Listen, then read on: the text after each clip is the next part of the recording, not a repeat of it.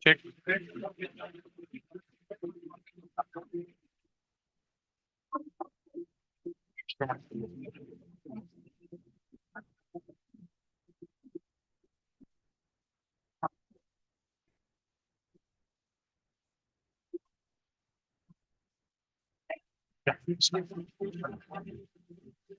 Historically renowned for its rich culture and heritage, Mysuru is famous for its majestic palaces, vibrant festivals like Dasara, intricate handicrafts, and flavorable cuisine.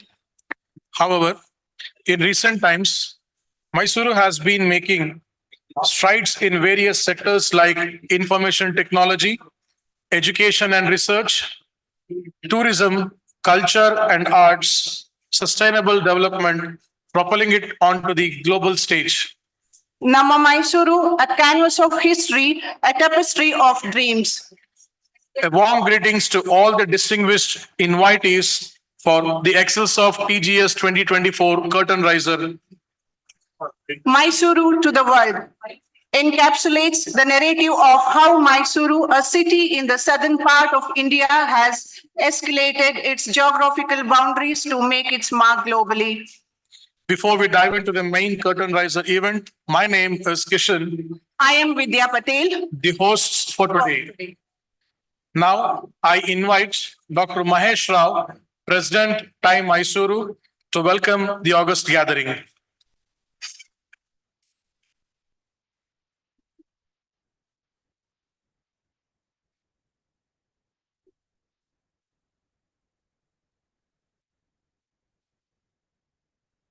Good evening.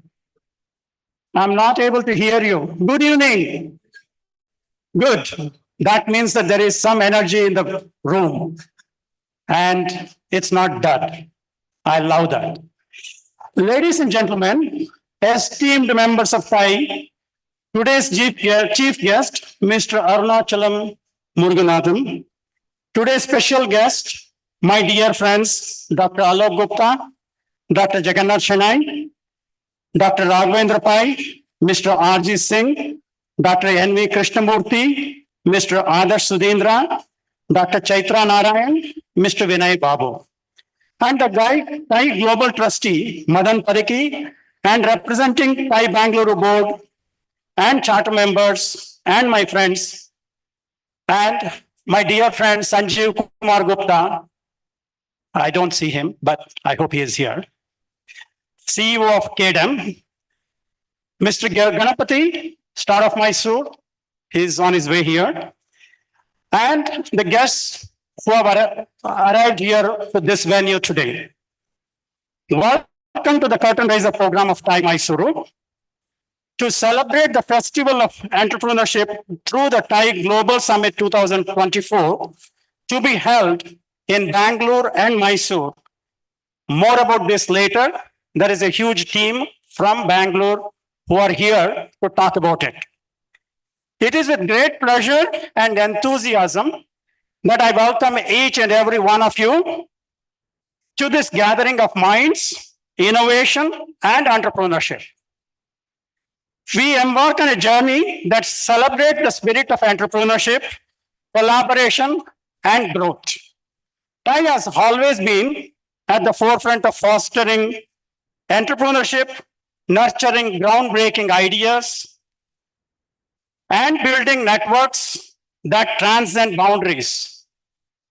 TIE today is in 14 countries with 60 plus chapters all around the world. Today, as we convene in this August gathering here in Mysuru, we reaffirm our commitment to these core values and chart a course for even greater achievements. In this rapidly evolving landscape of business and technology, the need for cohesive communities like TIE has never been more pronounced. Our collective wisdom, experience, and resources serve as pillars of support for budding entrepreneurs and seasoned professionals alike, propelling them towards success in the face of challenges and uncertainties in this new world and the world order. As we delve into the discussions and exchanges that lie ahead in today, let us remember the power of synergy, the power that arises when brilliant minds converge, collaborate, and innovate together. Let us seize this opportunity to forge new connections, share insights, inspire one another to reach greater heights. I urge each of you to actively participate, engage wholeheartedly, and contribute your unique perspective to this tapestry of ideas that will unfold and change our times. Together, let us harness the boundless potential within our collective and pave the way for future defined by innovation, prosperity, and lasting impact. Once again, a warm welcome to each and every one of you to this Thai Global Summit curtain raiser here in Mysuru on this day, 20th April 2024.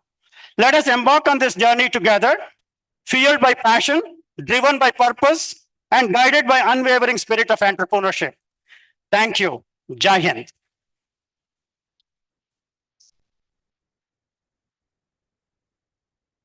Thank you, Dr. Mahesh Rao. And now I invite board members of TAI Mysuru and distinguished personalities for the day, Mr. Arunachalam Muruganandam and Mr. Madan Padaki, to inaugurate the event by lighting the lamp.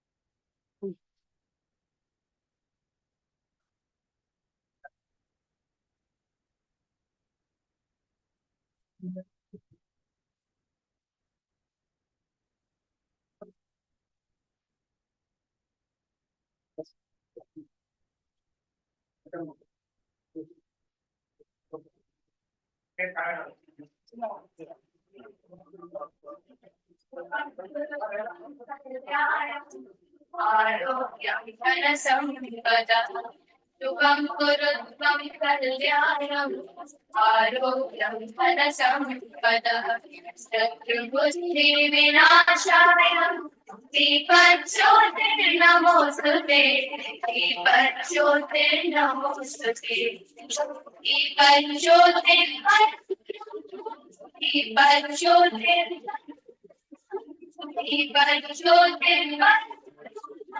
Deepajyotir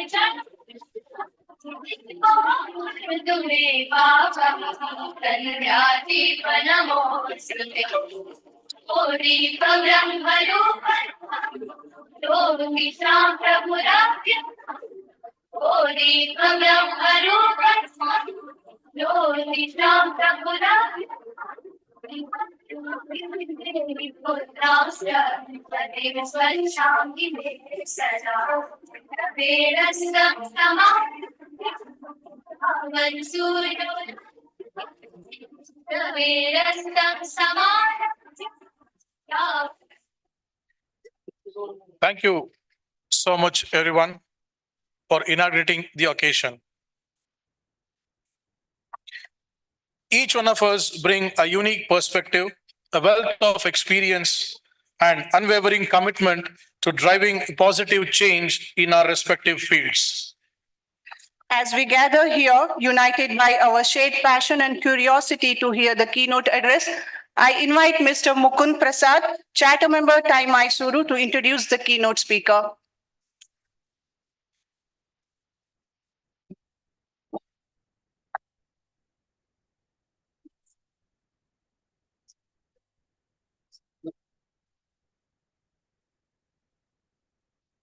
Thanks, Divya. Thanks, Vidya. Thanks, Kishan. Good evening, ladies and gentlemen, children and teenagers too. It's great to see all of you also in this room. On behalf of TAI Mysuru, it's my honor to introduce the keynote speaker for Thai Global Summit, curtain raiser, Padma Shri Arunachalam Muruganathan. Padma Shri Arunachalam is someone whose action speaks far louder than his words. And his words and his actions have been recognized by a number of institutions, starting from the Government of India, leading academic institutions like MIT, IIT, IIMs, Harvard, etc. And also, they have been immortalized on the silver screen by a leading Bollywood actor. As I considered how I can sort of set and give an introduction to such a gentleman, I felt that I should contextualize it in the spirit of entrepreneurship that we are all here for, and more specifically from the context of social entrepreneurship. So, from an entrepreneurial perspective, I would just like to focus on three things without getting into details. Number one was the way in which Padma Shri Arunachalam actually went about achieving product market fit for a product whose target market is probably about 20-25% of the human population on Earth. And the way he went about his journey in achieving that fit is something which all of us as entrepreneurs can learn a lot from. That's number one. Number two is the way he decided to get into backward integration to do something which is core to him and which need not be core to everyone else. And he decided what is core to him was to ensure that his model was adopted at scale and generated livelihoods in a sustainable manner for women across the world. And I think that is something which shows the power of conviction which he has in being able to take his model of work across the world. And finally, number three, which is for me, the way I look at it as something which is most important, because I have been in the social entrepreneurship and impact investing space for almost close to a decade. As you would know, in this space, there are two currencies that we always talk about. One is a currency which we all are aware of, dollars, euros, yens, etc., INRs. But there's also an impact currency. And I think Padma Shri Arunachalam has focused exclusively on the impact currency without focusing so much on the capital currency. And I think that is, again, something which is a lot to admire about. So I'll just take a pause here and request Padma Shri Arunachalam to grace the dais and share his thoughts with us. Please do come.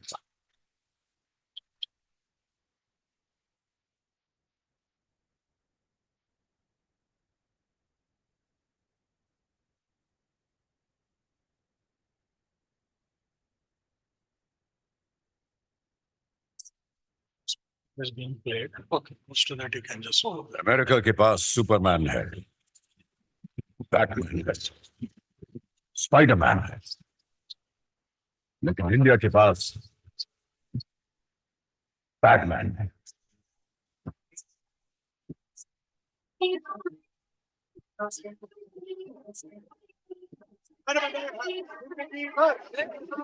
You thinking I'm mad, but mad only becoming famous. Oh, die, goli mare, die, entry mare, slow motion, addi tode na. Big man, strong man, not making country strong. और building से high jump न मारे, नीचे से dialogue न मारे, high speed में नाच गाए ना. Woman strong, mother strong, sister strong, then country strong.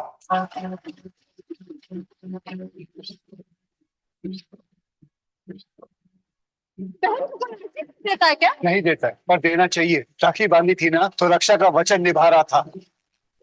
हम औरतों के लिए बीमारी से मरना शर्म के साथ जीने से बेहतर है. शर्म को पकड़ के बीमारी के नाले में गिर जाओ सब.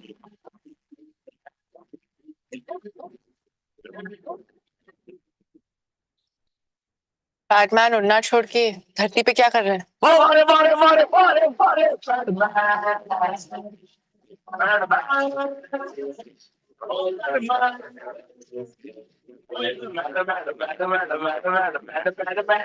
I not study IIT, but IIT study me, giving me award.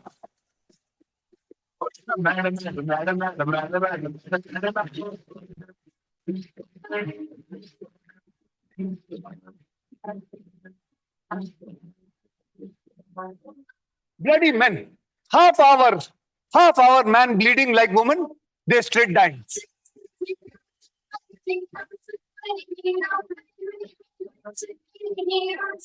So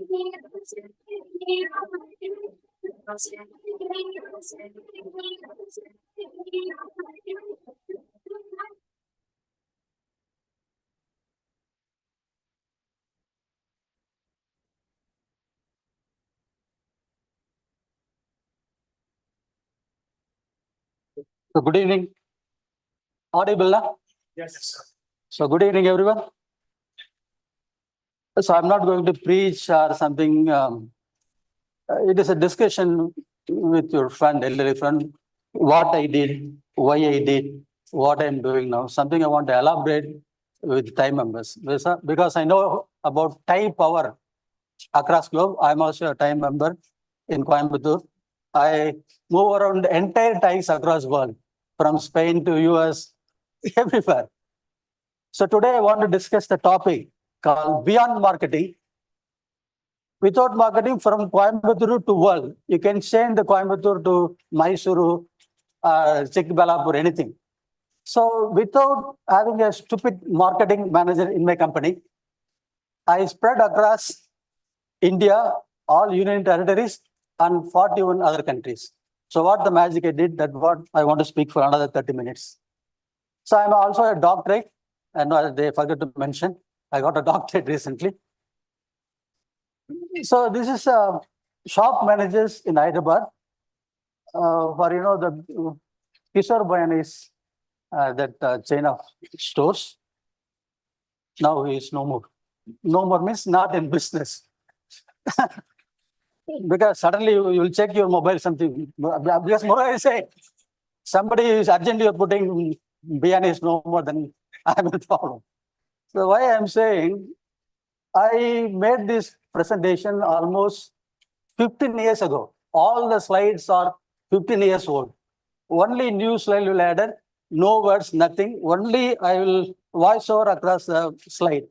What I want to say, I am here, the presentation here, but many billionaires are vanished into thin air. But I am here. So what is the secret I want to discuss?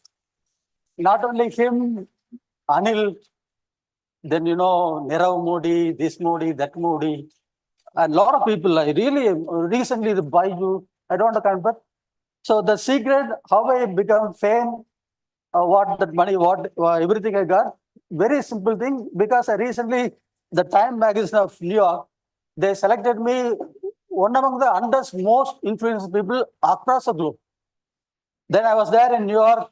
I'm begging them on what criteria have selected me. There is Bill Gates, there is the president of many nations, but they won't give the answer like in one word. Because if you do something simple, people will not interested. That's what the West always complicated. Even the simple thing, even to take the water bottle from here to there, they will make a team. These that don't touch it, and sanitizer, and my God, this horrible. Then they call the team. They around 13 to 14 A4 sheets. They told this and that. I summarize. I converted a social problem into successful livelihood. That's why I'm sharing my dias with Obama and all. So what that social problem I converted into livelihood means 90% of women in India are not using sanitary pads. While using the same slide in Bangalore or Mysuru or Mumbai, Delhi, nothing will happen. But at the same slide I am using in London or in Tokyo, the women in the hall used to say, oh my God, that's bush. Because what happened, women or girls in the hall, even I am saying this, nothing will happen. Because, okay, the poor women or girls are not using, maybe they will use rag cloth. But in West, they are not even able to image how the women in India, they're able to manage their periods without using a menstrual thing. That's why they're telling. So don't think the other 90% women are using rag cloth something. In my experience, I saw many part of India, what they're using. This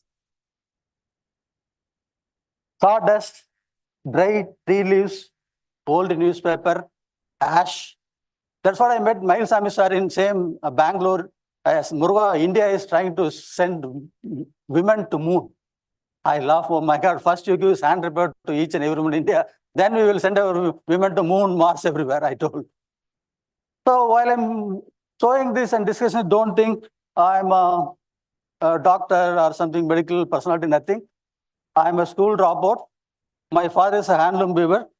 I born in down south of Coimbatore in a small village. Suddenly, my father died in a road accident. My mother took the take care of the family. She is a housewife. That's why she joined in a nearby farm for 10 rupees or 12 rupees per day wages. Out of his, she is trying to make me as a police officer. I'm having two younger sisters. One sister into doctor, another sister into collector. Why? Because my mother used to see a lot of Tamil movies acted by Vaijantis and Batmanis. In screens, the heroines do all the magics. But being a small boy, I understood only Vaijantis can do the magic, not by my mother Vanita. That's why one day under the neem tree with the accompany of shepherd boy, later it will help me in marketing. I'm comparing shepherd boy and marketing manager. Okay. Then from tomorrow, I'm not going to school. It is a very important decision I took in my life is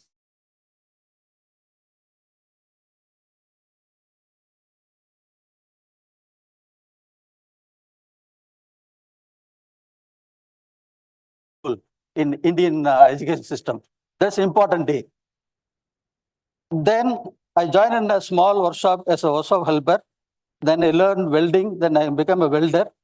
The moment you become a welder and I open my small welding workshop and become a Malik, age around 25, what is next?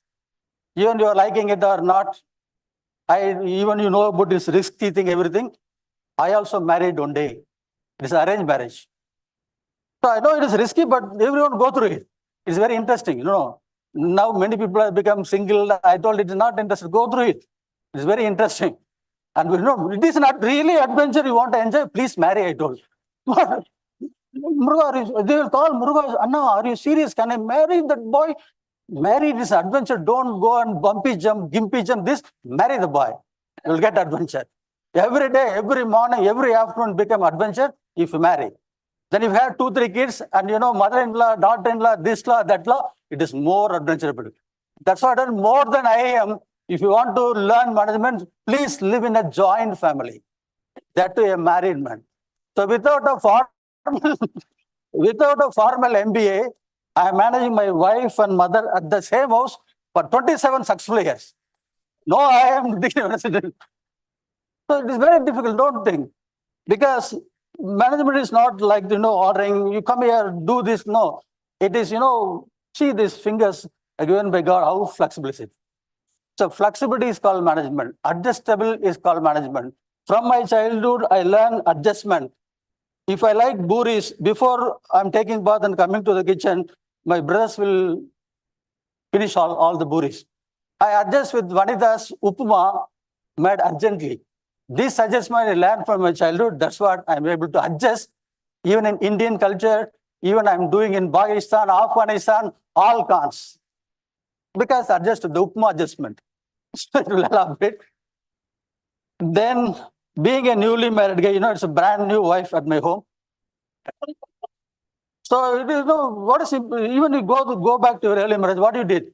The important job if you become a newly married guy, impressing the new wife. To impress my new wife, I used to give 5 rupees plastic pendant, 10 rupees glass bangles. Not giving in direct, I used to give trap. Then I say, close your eyes, Santi, turn left, turn right. This way I'm giving a value addiction for small gift. So many times nowadays only packing is very fine. If you open, oh my God, inside the product is nasty. It is called lattice. They are coming from IMA, B, C, D, open that like that. Then one day I saw Santi something carrying behind her. The purpose is to hide me. Then I thought she's playing with me because only the noon time is free time. No elderly people in there. That's why I wait for noon time, not even for the night time. Okay. Then I saw a nasty rag cloth with the blood stain. I don't even use the cloth to clean my this, that. Then I asked, because I born with the 2 younger sisters, they are all attend puberty. I saw the same blood stain cloth in the open attached toilet backside of my home. The same thing now I'm seeing in the wife hand, and I understood something happening on women's body. They're doing something. Then I asked, there is some product in shop, rich women are using that. Why you are not using that? Gandhi says, I also know about that. But myself, your sister, all women at our family start using it. We had to cut our family milk budget. See the answer I got. I am asking about why you are not adopting proper menstrual hygiene. She said, we have to cut our family milk budget. Then on a particular day, I got one idea. Because on the dais, I always speak truth.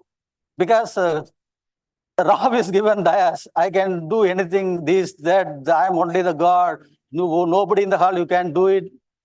On a particular day, after seeing the cloth on my wife hand, I got only one idea. Why not offer a gift, sanitary pad packet as a gift to my brand new wife? Then I took my cycle and ride for 14 kilometers to the nearby town. I'm asking the shopkeeper, sanitary pad packet. They're asking brand name. Who knows brand and all? I just point out the packet inside the glass showcase. He took the packet. He never handed out me like other product. He placed an old newspaper. He wrapped it. He looks left and right. He hand out me like a smuggling product. I never ask for condom. If I ask for condom, they'll do that. Because in village, we buy condom only after 9 o'clock. That day, we don't go to medical shop. We will stay nearby the medical shop out. We don't have any connection with medical shop. Nobody will jump. They want condom. So these are all giving prestige, no? Then I took the packet. Again, I decorated the packet. I think she's going to admire, my God, what husband I got. You see the depth of thinking is what happened is opposite. The moment to open the packet, Shanti saw the price of the packet, 66 rupees. She shouted at me, oh my God, you return the packet, buy 3 kilogram rice, 3 liter of cooking oil. I'm comparing the sandpad packet and this on 25 years ago. And who will take back the packet? That too is sandpad packet. I kept in my workshop. Then one day I want to know what is inside. See that many big things will happen in small way. You saw the girl, you laugh, your life is finished. Simple thing, I never thought you were going to finish. You saw the boy, you start with a small laugh, finish. Then in court, my God, lot of fraction, this, that. Then, my God. Then I opened the packet, I took out the sanitary pad, an 8-inch length, a bandage like a thing with white substance, weighing around 10 grams. Earlier I told I am a son of a handloom weaver, like a president's son. That means I am having a connection with cotton, yarn and all. This is called domain knowledge. Now, so many startup stupids are doing many things without domain knowledge. It is absurd, my God. Since you are getting money without domain, first I say, who are you to talk about law? So I am an advocate. Okay, please continue. Because in India, everybody is a master of all subjects. They will talk astronomy, they will talk astrology, they will talk medicine, because now these are all there. No? Anybody can talk anything with this if you have a good connection, 5G. Okay. Then I thought 10 gram raw material cost, if it is inside sanitary pad, it is 8 naya paise in 1998, but I bought the pad per pad 12 rupees. That and hunch thought, why not try to make an affordable pad for my Tanti? That's it. The real research started. I went to a nearby mill called Lakshmi Mill. They're running mill for 125 years. I bought the cotton web. I made napkin, similar napkin you saw with Akshay in 2 days. But where can you check? If you do something, nut, bolt, these things, machinery, you can check in our shop. Now I'm entering into women domain. You need a women volunteer. The only available victim or choice is my wife. Then I hand out the 2 napkin with gift wrap. Then I'm like giving a chocolate, I'm asking, eat it and give the feedback like that. Shanti said, no, you have to wait for a month. Then only you came to know it is happening monthly once. I never bothered to say here because many men, they become a president of a nation. No, this, that, but they don't know what is happening to the partner's body. Luckily, I came to everything on early marriage days. Then I waited. After 2 weeks, I think, one day I got the feedback to my sanitary pad. Shanti giving a ruthless feedback. What napkin you gave to me, it is useless. I am going to back my rack cloth using method. It's beautiful. That makes me go into further research because the cotton used in the napkin is superior in Coimbatore from Lakshmi Mills. Then I try with various napkin, making sanitary pad, giving to Shanti, waiting for a month. This is a time-taking process. That's what I catches my younger sister. But this is the first time in the world a brother is talking to sisters about women menstruation in a small 10 by 10 room, every room in my home. Every rooms are, all the gods are hanged in the wall. I told in London, we used to hang our god. Why you are hanging your god? No, it is framed and hanged. Shiva, Muruga. Whenever I talk about meditation, either Muruga or watch or Shiva will watch. Or when Anjane watch, everybody will become very angry in front of Anjane. Then I get through. Then one day they warned me, if you are going on, do this, then we will tell to my mother.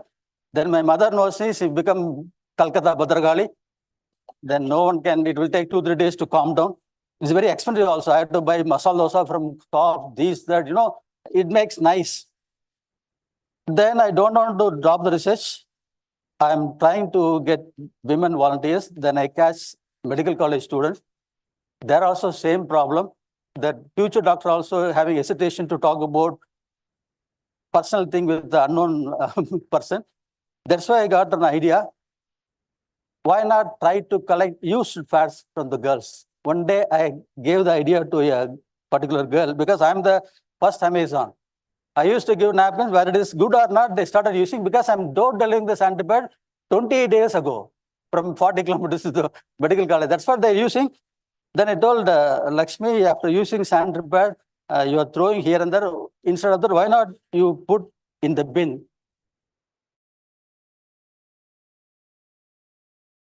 She ran away from me. I never forget. But they agreed. Then I took the first used napkin bin like a treasure in my two-wheeler. I spread all the used napkin. In between, you give the company napkin also to the girl, to my napkin. I want to check what happened to my napkin and company napkin. One fine Sunday. So in between what happened, I never told I'm using medical college to my family. That makes a small problem. One day, Shanti is serving lunch. She is like simply crying. I'm going to ask one thing, don't mistake me. Many friends are talking. The whole village is talking. I said, go ahead. Now, many friends, they're telling you're roaming with medical college girls. So these are all extra fitting only to talk in Thai Mysuru. Otherwise, I'm very confident dhoti and white shirt. I don't have any power. It's only to give impact, boost up. Otherwise, in the airport, they'll put Arunachal board placard. If you go there, Jao. I'm waiting. I'm promising. So this glass and this, IIG. People are looking only the looks. What can I do? Then she left because she never convinced. She told, I'm getting bored. I want to go to my family for a few weeks.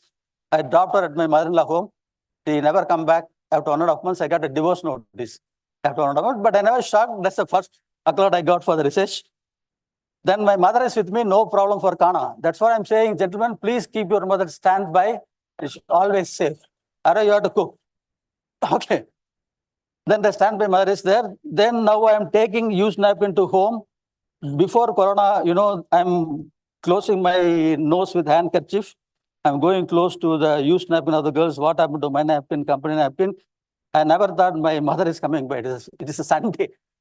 Because we used to raise country chicken. We will catch one chicken on Sunday, cut the head, and eat. We never bought broiler. I hate broiler from my childhood. The moment come and saw the substance, she started crying. Somebody did on my son something. He became totally mad. She left instantly, taking her whole belongings. So already in village, there is a problem because while in between family women and catching that medical college woman, I tried to use napkin on myself. I use a sandpaper with artificial uterus in a rubber bladder. I filled the goat blood. I tied here, walking and cycling. That makes me stain on my dhotis. That's also rumor in my village. So finally, mother also left. The village come out the clear-cut idea. The bad demon entered into my body. I am becoming vampire in evening, drinking girl's blood. That's what they want to chase out me from the village. Or they want to take the bad demon from my body by hanging myself in upside down in a holy tree. That means killing, life sentence. That's finished. When they're hanging down, they put all this smoke. You will definitely die. Then I ran away from my village. From day one, it took 2.5 years. Then I decode what is the raw material. Even after decoding the secret, you need this multi-million-dollar machine to process the raw material. So what the school drop Muruga did unknowingly, I rubbed my shoulder with Procter & Gamble and Unilever unknowingly. Even after I know I never bothered, I rub. See, before you are in child, you are doing many things without fear. but you are having fear. After that, you don't have fear means you have a clear-cut idea of what you are doing. The fear is no more at all. You have doubt, you have fear. This is simple logic. So whenever a mentor, I'll check, Muruga, we are going to draw a check for $1 million. Please come and check. I'll check, please, Kara, I'm seeing fear in the boy. You don't have clarity on the project, I tell you. So if anyone having clarity 100%, there is no fear at all. Please note it. Then I spend another 8.5 years. I'm applying this simple method, only method given by God, even for your marriage life. It is trial and error method. You never come out from Harvard, Stanford, any Ford. If you are trying to do something new, the only method is given by God is trial and error method. I did on my own money in my own place. I'm openly saying in Time Mysuru, I did my innovation on trial and error method. But the same thing, if you're doing with other people's money or corporate money, government money, you won't agree. That's what the world coined a beautiful word. What do you know? This. The stupid word makes the whole century, 2 century criminally wasted. No newcomer is coming. Youth, the moment I saw, oh my God, kya researcher told me, my God, na, ye kalam ke na. Who stupid thought put thought of part upper R&D, direct correct become this. That's why I told remove R&D, I told many times. Remove the stupid word to build. Because if you do this, you cannot build, but you can build with this. Okay. Then from day one, after 9.5 years, the child, the machine born. This is purposely made into simple. That's why it took longer time. But nobody will going to understand because you're all educated. That to Lord Macaulay system. No one going to understand what I'm talking. To make it simple from day one, I took longer time. If you are seeing a problem, you want to solve the problem, your solution should be simpler than problem. That is called solution. If you make further problem, it's not a solution. It is illusion. I don't know. Okay. Then now the machines are there. I'm making that, using the machine, I'm applying the same raw material used by P&G and big companies. I'm giving the napkin to the medical college, 4th batch girls. I'm getting a feedback one day. Those days, the Indian girls have started driving gearless scooter. Not even self-starter, gearless. I met a girl, I'm asking about beautiful scooter, nice color. Bhuvana, that napkin. Anna, I'm using your napkin, I forget. See, note the feedback. I'm using your napkin, I forget. The girl is forgetting, even she is on period. It's a Uraga day for me. And I no need to go any lab. I'm getting a feedback from a girl. I forget Anna. So that's why. Then you need some certification, then not, the IPRS, then saying that the only thing, something is mechanical, only Lord Labakadas is IIT. Where I first time is saying man with French bird, they never wear full pen or half pen up to this Bermudas, no socks, Nike shoes. They're speaking English with whole body. Hi, boy. Because this English I'm speaking only for 9 years. That's a very big hall like this. Dismantle all the machine, 5-6 engineers. They are asking about all things. Again, I'm saying I joined from my childhood. I'm working in a small workshop. That is my domain knowledge. Domain knowledge. Not some people appoint this guy, chase a guy for 33 crore per annum, this time, no. Even no, I don't want to. I think in the night, tomorrow it become a pots. I destroy it. Under time, I redo it. No one can do it. So if you appoint something, what you call it is, I'll come on. Then the engineers are asking why you are using this blade, why this degree. I'm explaining this is a corporate seal, everything explained. Then finally I agreed this is an innovation. So by the time there is a competition happened in IIT of Chennai, best innovation for betterment of society. This got the first prize. The first accolade from IIT for mechanical this. But only problem, the 6 engineers go away from me. They started criticizing why this guy took his life into risk. He made this simple machine. What is going to do with this machine? Beautiful question, na? Because other side is minimum 140 billions, not even 100. Unilever, Procter & Gamble, 2 towers. Later I saw in West. But many times you are having a project, but you are unable to convince your venture capitalist or angel capitalist, angel capitalist, or your daughter-in-law, mother-in-law, or your wife, finally, your girlfriend. What I'm saying, show the world a small practical success. The world will shut his mouth. That's why I took my first mission not from Chennai to Coimbatore to Madhubani in Bihar. Volume.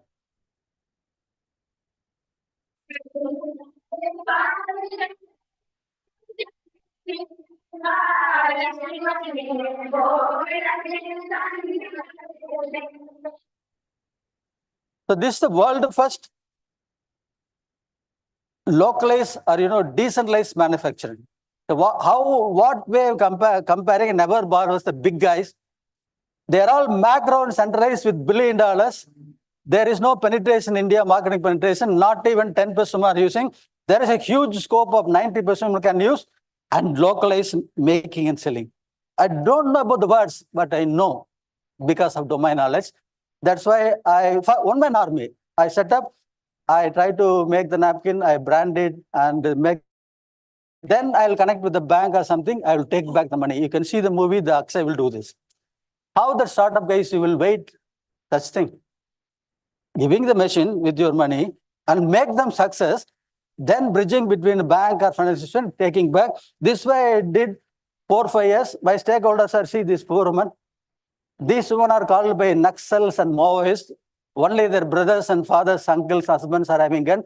These women are eating only good food once in a year, only in festival days. I took the machine on donkey's back in 10 hours from Dehradun. See the backyard. So even you are having cancer, go and stay there, walk with the tribal way with the tribals. In 6 months, you will get 6 packs here and the cancer will cure. So what I want to say, to reach this place, Procter & Gamble will take another 20 years. Muruga is already there.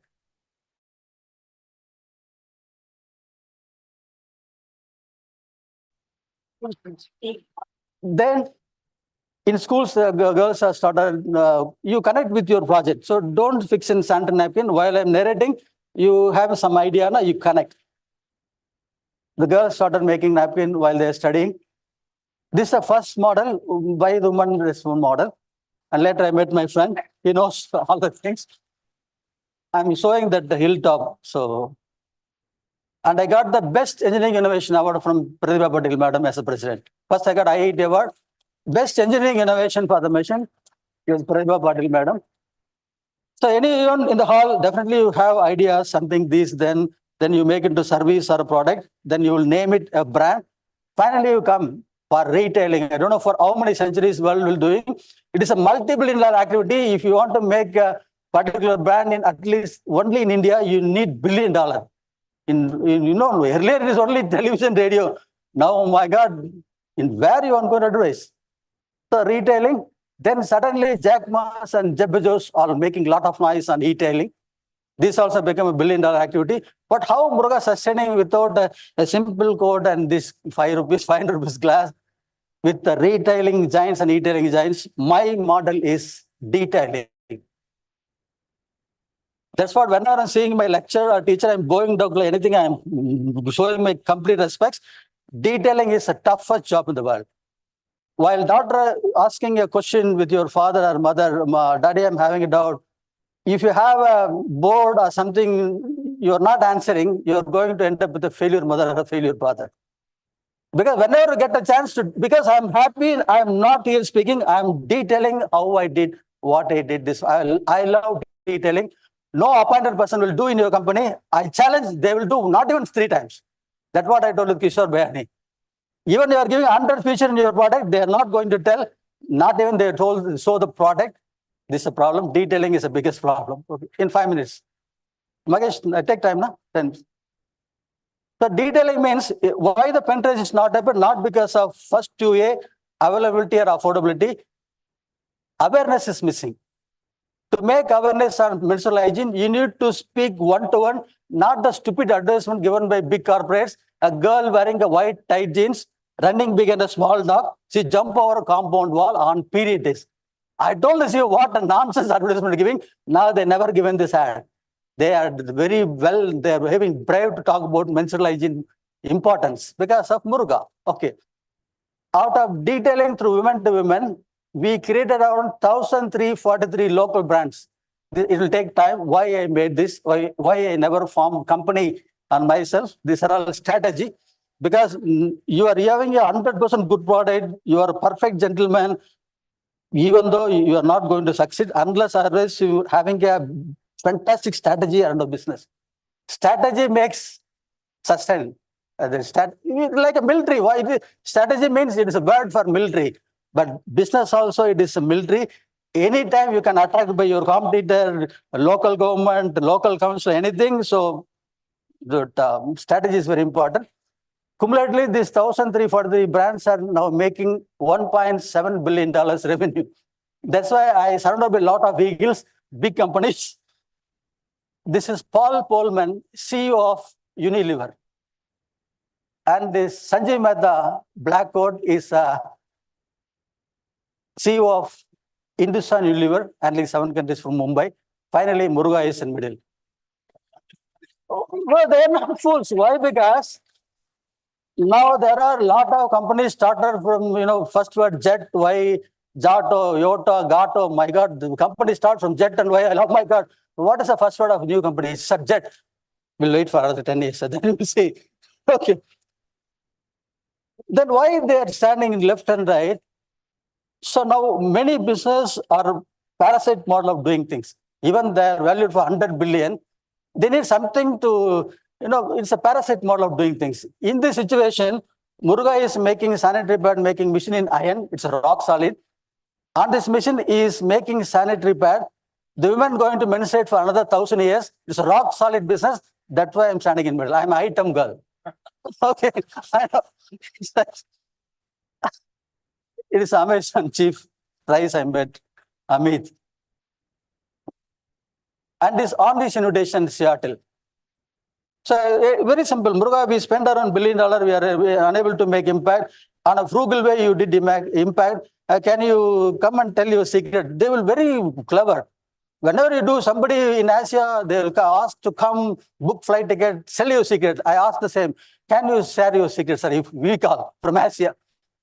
I don't see, they laughed.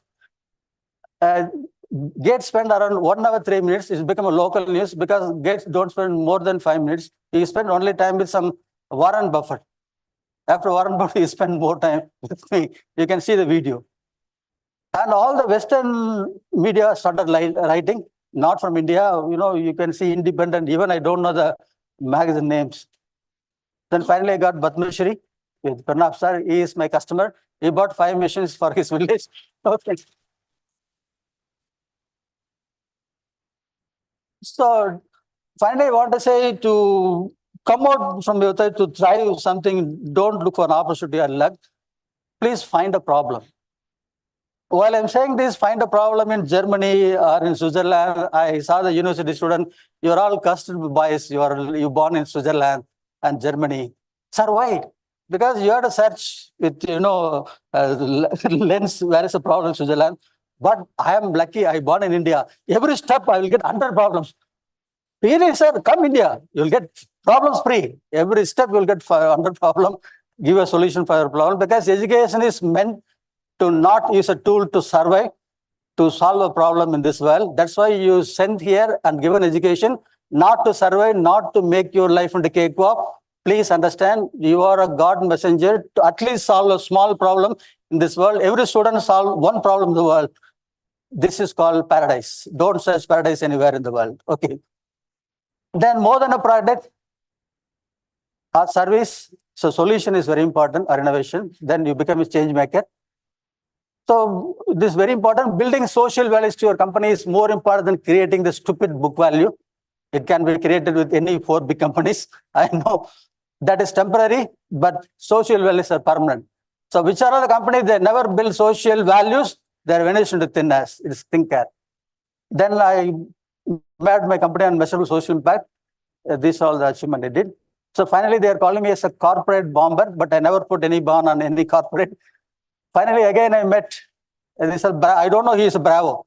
Someone called my workshop, all the youths are crowding. Are you actor? I told him, I often used to play cricket. Then I know he's doing bravo or something. He bought some machine. It's in London. Jeremy is sitting from World Bank. I selected by a performance center. It is found by Fortune and other companies. They selected me as a Inspired Leadership Award. I'm receiving from World Bank chief. I'm answering. I can't say there, sir, I'm a school dropout. Don't no. Where I will answer whatever you ask. You ask, I will answer. Because the moment you cross ocean, you are not Muruga, you are India. Understand? Second, I met Bowman. 140 billion hugging 0 billion.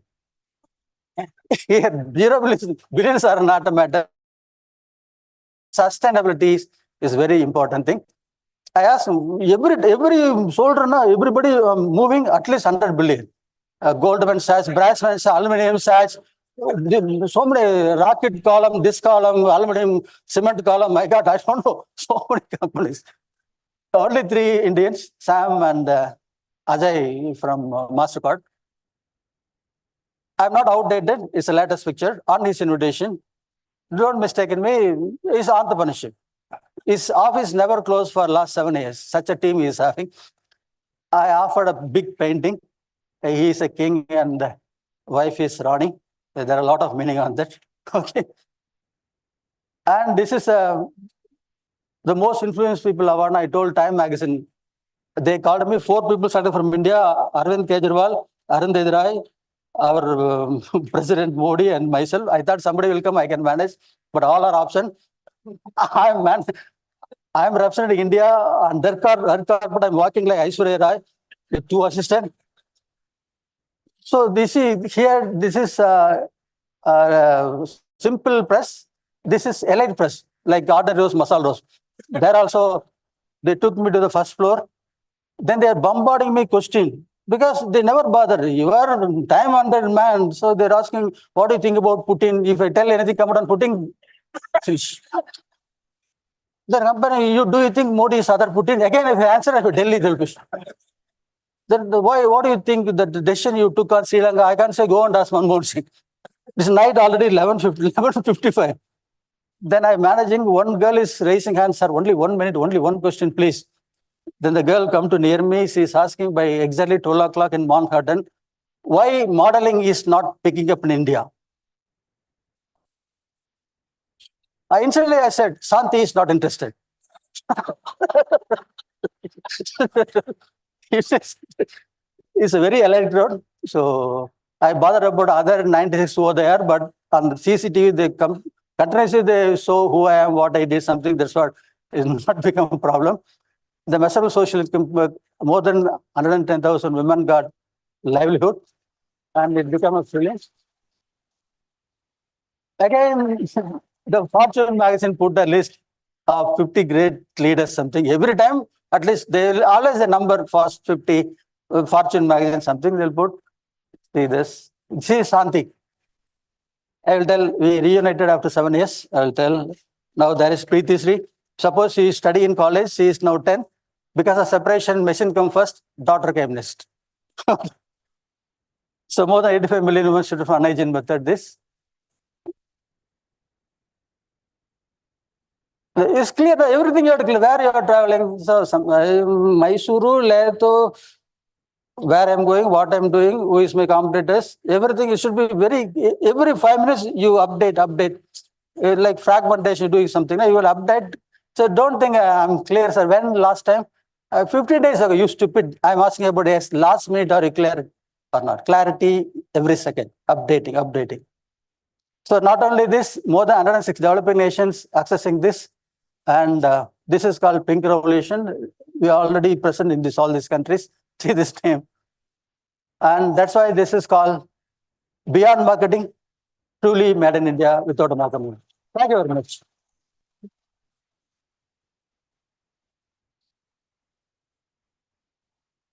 Awesome.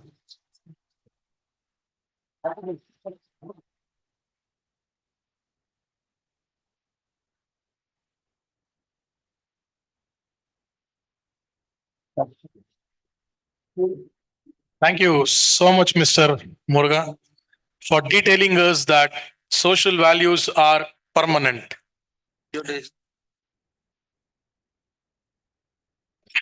So please, please. Now I request Mr. Pawan Ranga, Board Member TIE Mysuru, to felicitate Mr. Muruga on behalf of TIE Mysuru. A big round of applause to Mr. Muruga.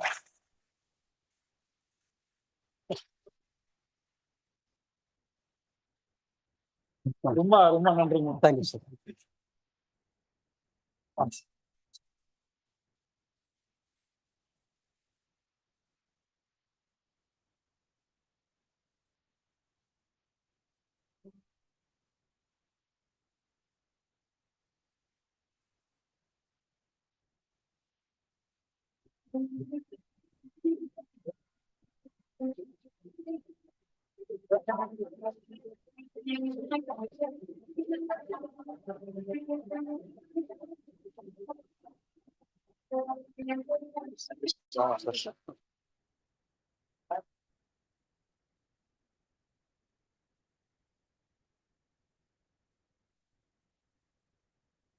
The greatest achievement is to outperform yourself. A statement is what I found to be the best to proceed with the lifetime achievement to the most distinguished personalities Mysore could get. I request Team Abhinava to play the AV of the first inductee of Lifetime Achievement.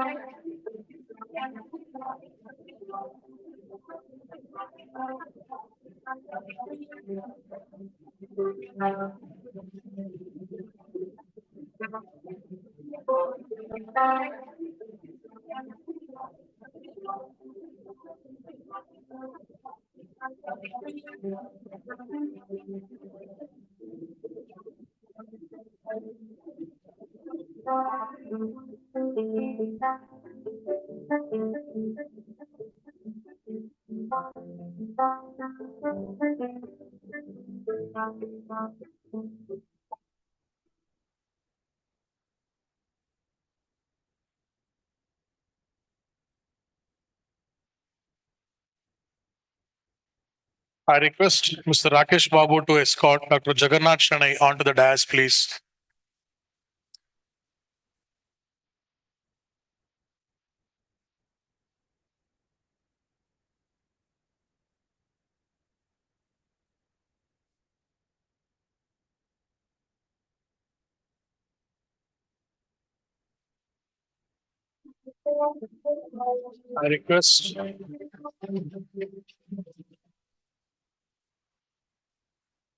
I request Mr. Ajit Pai, Board Member Thai Mysuru, to introduce Dr. Jagannath Shanai through his citation.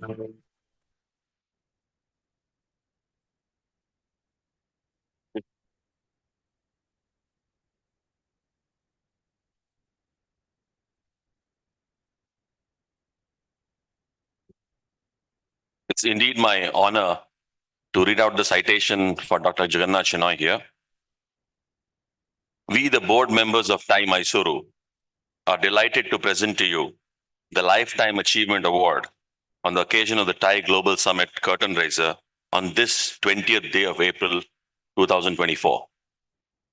Soft-spoken, kind, and humble to a fault, Dr. Jagannath Shenoy, you are a person molded differently. Unaffected by the vast empire you supervise or the challenges you have had to face, being at the helm of Mysuru's iconic Mangalore Ganesh BDs, your business acumen is unparalleled, philanthropy legendary, and your contribution to Mysore invaluable. Hidden behind that calm demeanor is a man who became the head of this large company at a young age of 21 years and successfully navigated and led the company in an industry vulnerable to changes in government policies, regulations, and growing health concerns.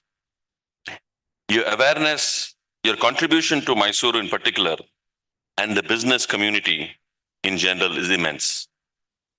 Over the years, the astute businessman that you are known as, you diversified your business interests, keeping pace with changing times and creating employment opportunities for thousands of people across India, empowering women in rural India to be financially independent and earn a livelihood. We take with us what we give. This life's principle forms the cornerstone of all your philanthropic actions. A socially conscious entrepreneur, your philanthropy, sir, is legendary. An avid music connoisseur, you have established perfect rhythm between the demands of a challenging business and needs of society, like a conductor directing an opera. The honorary doctoral degree conferred to you for your philanthropy and social service by Sri Lanka Open University stands testimony to the actions of a deeply religious man set in old school values. In the area of education, you are the chairman of GSSS, Institute of Engineering and Technology for Women. You also manage the Govindrao Memorial School in Mysore, offering education from nursery to SSLC. Recognizing your unflinching commitment and continuing the humanitarian legacy by your father and grandfather, and taking it to even greater heights, you were bestowed the title of Manav Ratna by the Rotary Club of Mysore West. Simply put, it is an understatement. You donated liberally to various social activities and causes. Dr. Jagannath Shenoy, you are truly a visionary leader who has stood the test of time, nurtured people, built institutions, and established communities, the impact of which will last far beyond our lifetimes. We are truly honored to present this award to you. You are indeed a valuable citizen of Mysuru.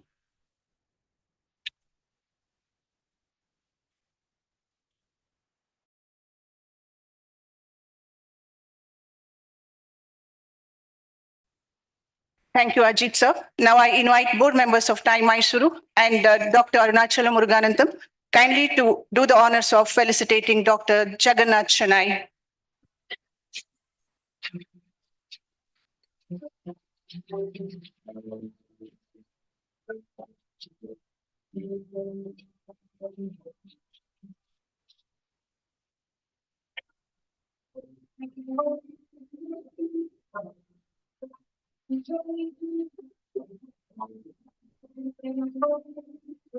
I request the entire gathering to make a standing ovation to owe our respect to Dr. Jagannath Shanai for his immense contribution to Namma Mysuru and to the rest of the world.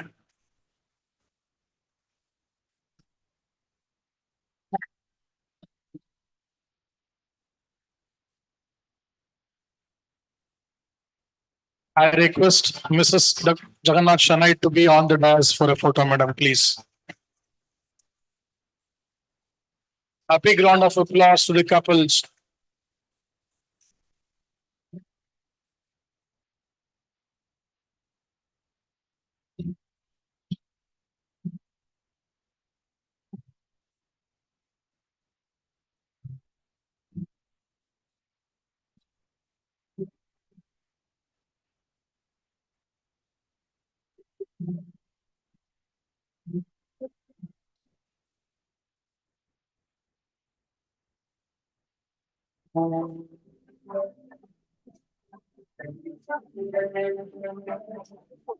Yeah.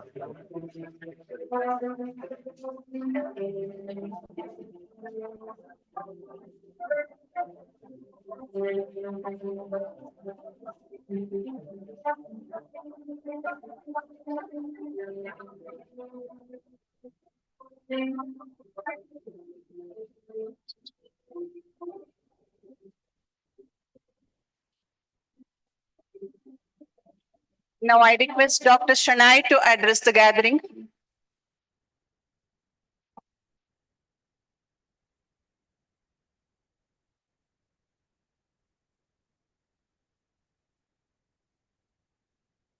Ladies and gentlemen, I am proudly honored and deeply humbled to stand before you today to accept the Lifetime Achievement Award. This recognition is not just a reflection of my personal and journey, but it is a witness to the enduring spirit of community and service that has been cornerstone of Mangalore Ganesh Pidi works and indeed a legacy passed down through generation in my family.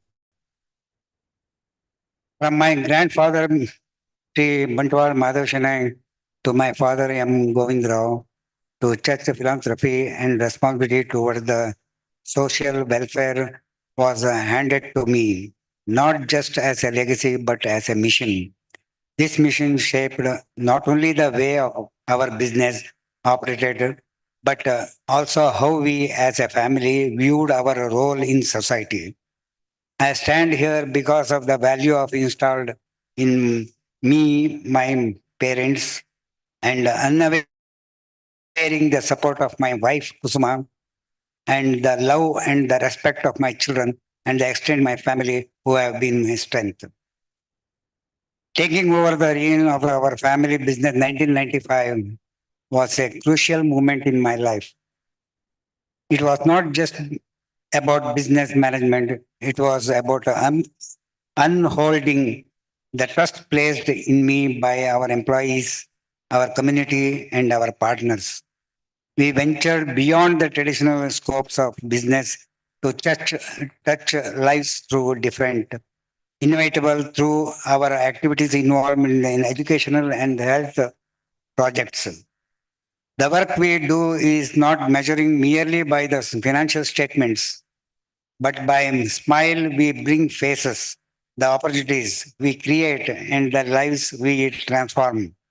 Being recognized today is a reminder of the responsibilities that I lie ahead and ongoing journey of service. I dedicated this award every individual who has been part of our journey, to every hand that has contributed to our success, and every life we have managed to touch. I see this not a accumulation, but as an inspiration guiding us towards the greater avenue of service and leadership. I extended my heartfelt congratulations to Alok Gupta on receiving the Lifetime Achievement Award. I wish him to good health and strength to continue his commendable service to society. I thank to committee Thai Gold Summit 2024, Dr. Mahesh Rao, Mr. Pawan Ranga, Mr. Ajit Pai, Mr.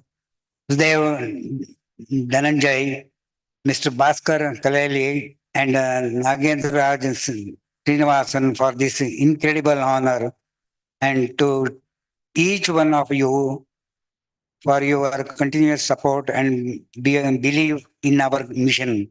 Let us continue to work together to make a meaningful impact on the world, guided by the principle of duty, compassion, and identity. Thank you once again for this great honor and for the opportunity to serve. Thank you. Thank you for everyone. Thank you.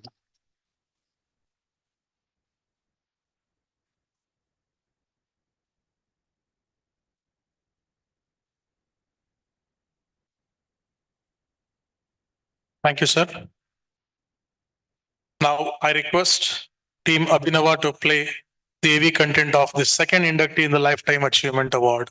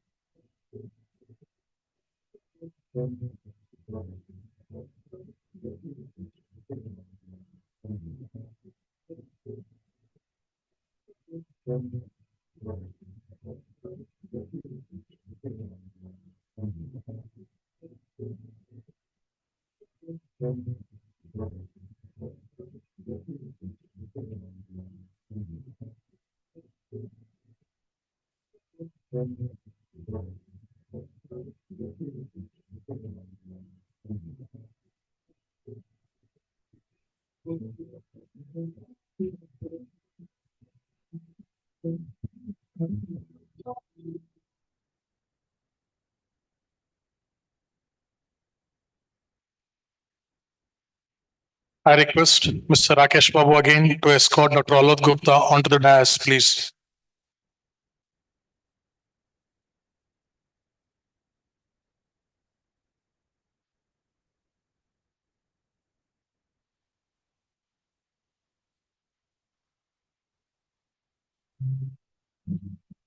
I request Mr. Nagarajan Srinivasan, Board Member, Time Mysuru, to introduce Dr. Alok Gupta through his citation.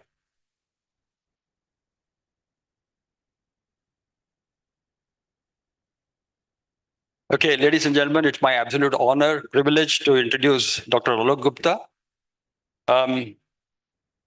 Padman sitting out here,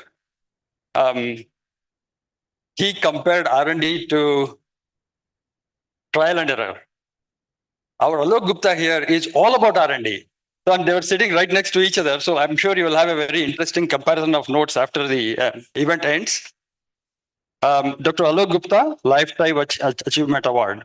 We, the board members of TI Mysuru, are delighted to present you this Lifetime Achievement Award on the occasion of TI Global Summit 2024 Curtain Raiser event on this 20th day of April 2024. A 1968 mechanical engineering graduate from Punjab Engineering College, you started your career at Philips India, Mumbai, and then in 1972 migrated to USA in search of greener pastures. Working in USA with Philips Elmet provided the right environment for your creativity and passion for engineering. Your path-breaking research made you to be known as a pioneer in the refractory metal field around the world. Your work in potassium bubble doping of molybdenum to obtain highest possible recrystallization temperature proved to be a milestone achievement in the field of material science. Along with all this work, you also obtained MBA from the University of Maine by studying in an evening college. Under persuasion of your mentor, you returned to India in 1979, chose to make Mysuru as your home, setting up a filament factory, helping Mysuru to be called the filament capital of the world. You designed and indigenously built equipment to manufacture filaments, probably sowing the first seeds of Make in India. You subsequently founded Glotronics Private Limited in 1986, which grew to be a worldwide original design manufacturer of high precision components. High components, medical devices, medical components, and sub-assemblies. Glotronics products are today exported to many countries, including the USA, UK, Australia, Brazil, Europe, and China, just to name a few, putting Glotronics and Mysuru on the global map. You received national recognition when you were awarded the National Award for R&D in Industry in 1998 by the Government of India. In the midst of building a great company, you found time and inspiration to pursue a doctoral program and earned a doctorate degree in 2008 from the University of Mysore. Throughout your life, you have lived by certain principles.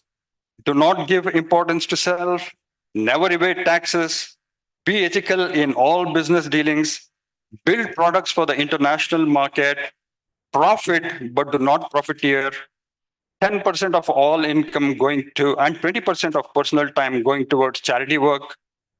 You founded the Hari Murari Charitable Trust that engages in various philanthropic activities in and around Mysuru.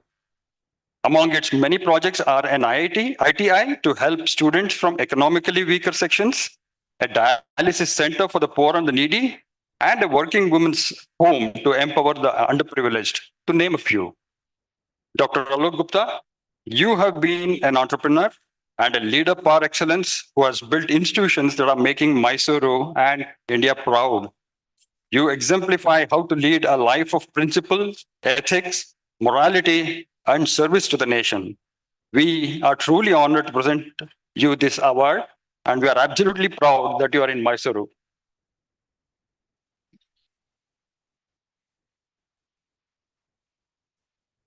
Thank you, Mr. Nagarajan. Now I invite board members of TI Mysuru and once again, Dr. Arunachalam Muruganandam to join on the stage to honor and felicitate Dr. Alok Gupta.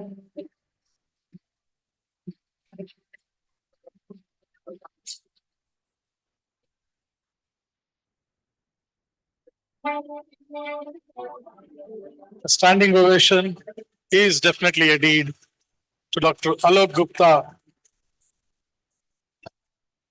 for his immense contribution to Namma Mysuru and to the rest of the world.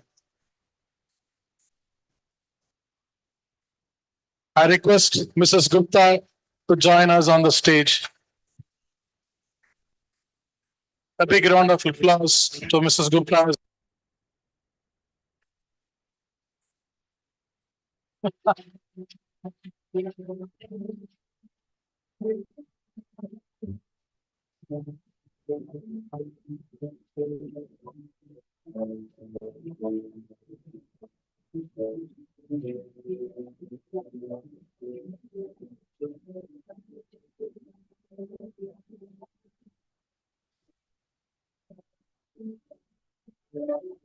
Thank you.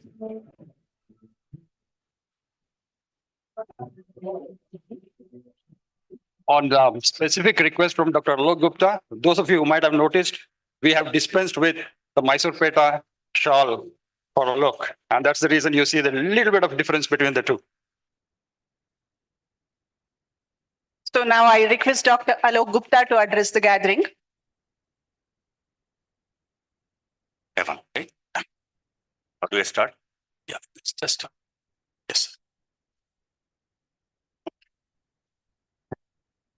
Good evening, friends. You were probably wondering why I did not sit down, right? The reason was I wanted to save some time to be able to speak to you for a little bit longer time. My wife always tells me that all you have to give to men is a mic and they will just keep on speaking, right? And I tell her, dear, why are you talking about men? To women, you don't even have to give them a mic, right? So anyway, Mahesh Rao told me that I should tell some story about my life. So I said, okay, how much time you going to give me? He says, oh, you think 8 minutes would be enough? So I said, yeah, of course, for 76 years, I mean, I can definitely do it justice in 8 minutes. So anyway, I'm going to try to do that.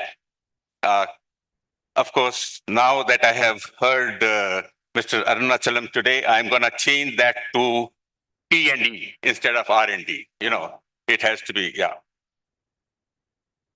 I was a partition baby, born luckily on this side of the partition. My father was working for telegraphs, a telegraphist, come from a very lower middle class family. Did my engineering from Punjab Engineering College in 1968.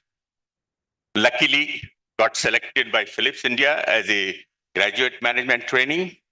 And that's really where my entrepreneurship training started. With my first mentor was my first boss. And I take his name over here because I want to remember him. His name was Dilip Majumdar. He really, for 4 years, taught me a lot about the rudiments of engineering and management excellence. The word is excellence. We just don't want to be mediocre. That's what he taught me in engineering as well as management. So that was a fantastic start. And now I worked for Philips for 4 years, came 1972. And there's an interesting story about why I migrated to United States. I read a statistics that there were only 850 women for every 1,000 boys at that time. And I got worried whether I will be able to find a girl over here or not. And then I read that they had a lot of girls in the United States. And so what do you think I did? I migrated. So believe me, that was the reason. I mean, major reason. No, not really. Of course, it was fun. I didn't have a job. I got $108 in my pocket. But luckily, again, I was picked up by Philips, Elmet, another organization of Philips in the United States. And it is interesting. This is what I learned in the United States, that they can give you very highly complex jobs to youngsters. And I was just a young man. You can imagine, I mean, I was like 23 years old. And they gave me high-level technological responsibilities. I was lucky that I was able to work in those high technology fields, some of which were dispenser cathodes, doped tungsten and molybdenum, a lot of powder metallurgy of refractory metals, which are high temperature metals. very, very special applications, which were related also to defense.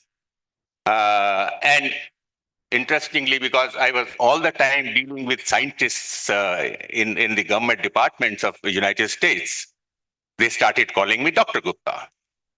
And I mean, I kept on telling them that, look, I'm just an ordinary engineering graduate. And they said, well, you are solving our problems. You are, anyway, Indians are supposed to be doctors, right? So, I mean, there are, it took me another 30 years to make up to that, because I finally said, okay, enough is enough. Enough people around the world call me doctor. So I should get a PhD. So at the age of 60, I did complete my PhD from Mysuru University. Anyway, United States, Philip Selmet was a great place for me to learn what has already been talked about, trial and error. And it's amazing. I mean, I learned that today. The R&D basically is nothing but trial and error. And that's what we did all the time. Tried all kinds of crazy ideas and came out with solution. Okay, so it so happened that I mean, I told you that I went to United States to find a girl. I did. I mean, and here she is 50 years later. Yeah, we got married. We got a lovely daughter. And we migrated back to India. Returned to India. Not she migrated to India, but I returned to India in 1979. And the credit goes to my second major mentor, and I must take his name because he is a fantastic man. He's no more. Dr. Jagmohan Garg. He was a PhD in electrical engineering. Interestingly, he was a RSS pracharak. He had given his life to the country, did not marry.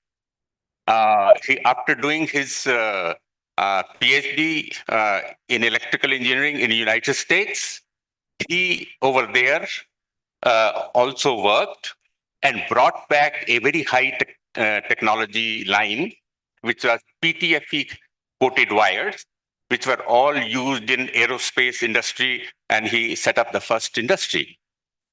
He ran it for about 5 years in Ghaziabad, in northern part of India, and ran that industry with some different ideas, which were like, how can we run an industry ethically? And that's what he did, because that is what he wanted to prove to himself before advocating it to others. He did that, and then he started traveling in the United States looking for Indians who were working in high technology areas and trying to talk to them that, would you or can you come back to India?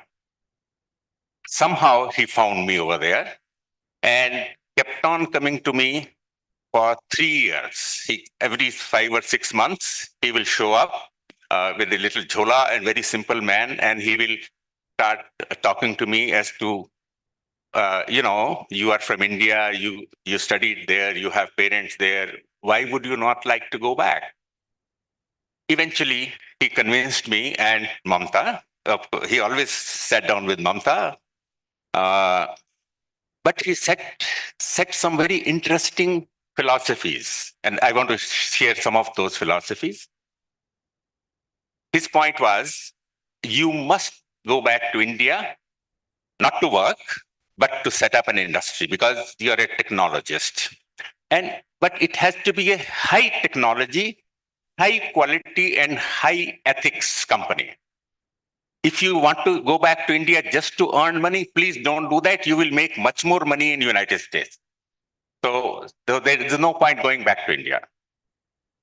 The next thing was, he said, do not compete with fellow Indians.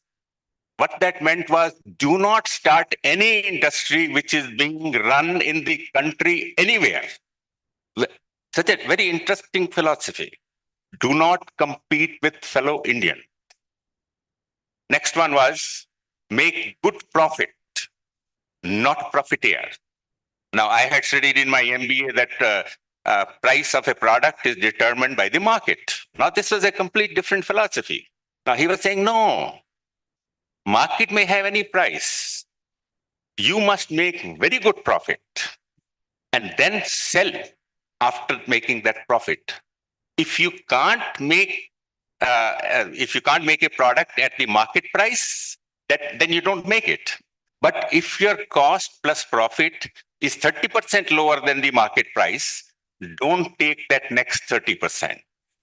Stay with that. Now, why I am sharing with some of the young entrepreneurs is that this is one thing which has helped us in Glotronics in the last 37 years, that we have not lost a single customer as of today in the last 37 years.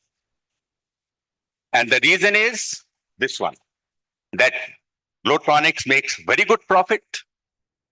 Our customers, when they come to us, we ask them, what is your target price? When they come up with a new product, they give us a price and then we work up. In most cases, we are able to go back and give them our price, which is somewhere between 20 and 40% lower than their target price. And they are surprised. They say, look, we had given you a target price. How come you're coming back with a price which is 20% lower? Say, look, we are making a lot of profit, even at 20% lower than your target price. So, okay. So, I mean, those are things. Next one was no cheating. No cheating any stakeholder, including government. That means you are not going to cut down on taxes. You're not going to, try to steal electricity or water or anything like that. You're not going to bribe anybody. If you make a mistake, and you might make a mistake, then pay the full penalty, including the taxes. Don't try to go to the court. If you have made a mistake, you own it. Okay, so that was his philosophy.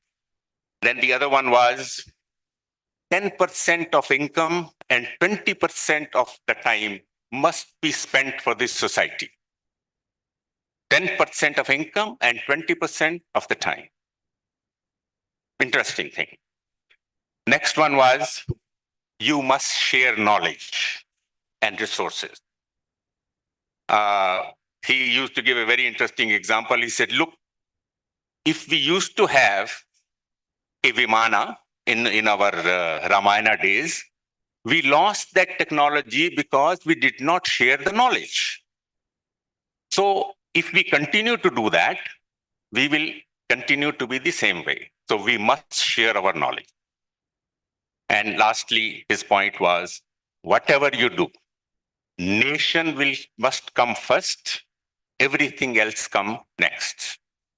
These are the philosophies he gave me. There are another 8 of us who came back at that time. We are in different parts of the country. And luckily, we are all doing well. And we have been able to follow all of these principles. I had a lot of fun doing a lot of things. Because I have been introduced over here as a founder and now director of Glotronics, I will only talk about Glotronics. So in the Glotronics, we started in 1987, and we started to manufacture the heart of TV picture tube, that is heaters and cathodes. Again, the philosophy was that it should not have been made by anybody else. So we were the first one. And the company, of course, was born with a MOU, based on a MOU with Bharat Electronics. And the person who was responsible for making Bharat Electronics to look for such critical items for television picture tube is none other than Mr. K.M. Karumbaya, who also seems to be here today, ex-executive director of Bharat Electronics, Bangalore. So Glotronics was born with a MOU with Bharat Electronics, but very interesting MOU. They said, we will not give you any technology. We don't give you any guarantees. If your price is good, if your quality is good, we'll buy it from you. And so that is how Glotronics was started.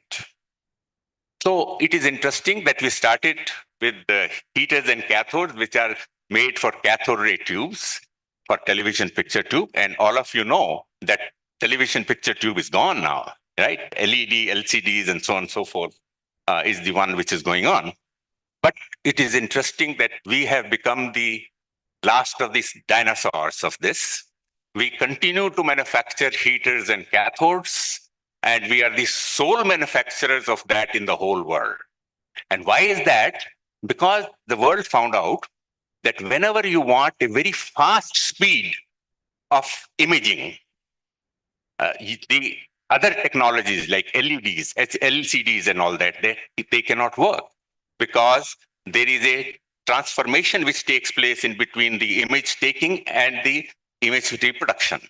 Whereas in a cathode ray tube, it is directly, you move the images at the speed of electrons. So in avionics, in space, where they want very, very high speed of imaging, they are still continuing to use cathode ray tubes. And Glotronics is now the sole suppliers of this in the whole world. NASA is our customer. British Aerospace is our customer. They have given us orders for the next 21 years with advance. So this is a very, very interesting thing that we can, they come here every 2 years, roughly to check up whether we are still around or not, or whether, you know, what's going on. So it's a very interesting thing. As the television picture tube went away, we naturally thought of changing. So we moved on to other things like we went into special electrosurgical devices and critical components of that. We make them for heart, brain, spine, urology, all those areas. And some of those technologies, diathermy, plasma, resonance, laparoscopic, 99% of our products today are exported all over the world. So that's Glotronics basically. In a lot of these areas, we are on the cutting edge technologies of the world, not of India, cutting edge technology. I'll show you one of them in a minute. Okay, now, because I was coming to TIE and Mahesh, and this is the point which caught me for coming today. Dr. Jagmohan Garg had said that we must share our technology, we must help others and share our resources. So I came here to offer this to TIE entrepreneurs, young entrepreneurs. Only thing is, we are only engineers. We are nut and bolt people. You know, when you talk today about technology, you talk about much higher things like artificial intelligence and things like that. We are not in that. We are in the nut and bolt, that's the engineering end. From Glotronics, I would like to offer to any young entrepreneur who would like, who is coming up, who has any ideas, we would like to give them space and infrastructure support in Glotronics. We would like to give them machine shop support, R&D and testing support, guidance and brainstorming with the team without any expectations or any strings attached. So we will not charge them a single penny. They will be free to use our equipment and resources. So if there are any entrepreneurs who want to try out things, you know, make some things and all that, we have a very good tool room. We have very good testing facilities, world class, which you can use. And if we don't have it, we love to spend money on latest things also. We would like to buy them, you know, and get it for you. Okay. So this is what I wanted to share. I think I'm kind of getting out of time. Anyway, I just wanted to mention, I'll quickly run. from Mysore to the world because that was the theme. I just wanted to show you, this is a customer's office in France, and look at what they have put for the time. They have put Mysore, not India. So this is one of our customers. Okay, so this is what we do. All kinds of things. Okay, something which is interesting. We do share 21% of pre-tax profit with our employees. That's apart from their salaries. So that they are partners. Okay, children's education, children's marriages, we pay them, all of those things. So one thing that I wanted to share with some of the young entrepreneurs is that we don't have any good marketing. But our way of working is that we look for customer problems and we work on customer problems for free. And once we find a solution, then naturally that customer becomes ours forever. And we are talking about world-class customers all over the world. We have a 10-acre campus. Okay, we are normally sole suppliers to the customers. We have not lost a customer in 37 years. We make our own machines. We are a small family-run company, all that stuff. Okay. Now, just so that you know, we know about Rafael, right? All these latest jets and all that stuff. Glotronics product goes into that helmet display, which the pilots use. And how they use it is, that is the CRT which is put in their helmet displays. And the heaters and cathodes you can see over there, those are the heart of the whole thing. That's what we supply. And interestingly, we also have a patent. And recently, somebody from UK woke up. This patent is 1998. And some surgeon in UK woke up and said, "Oh, I have seen this patent. I want some supplies." So we have started to supply this. It's very interesting. I just wanted to mention this. This is a cutting edge technology. It has not come to India as yet. It is resonance surgery. Basically, it uses no heat for surgery.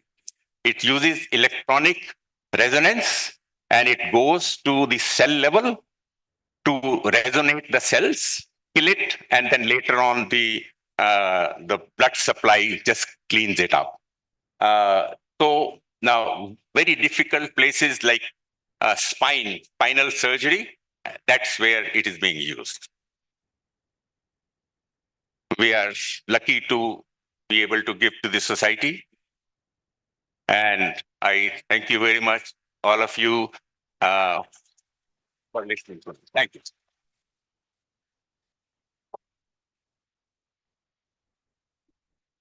Thank you so much, sir.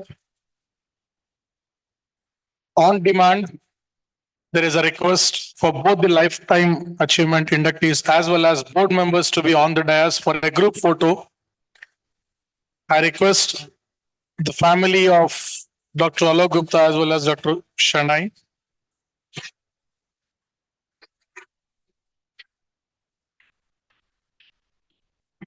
The board members, I request Mr. Madan Padki sir as well as Sanjay Gupta sir to join.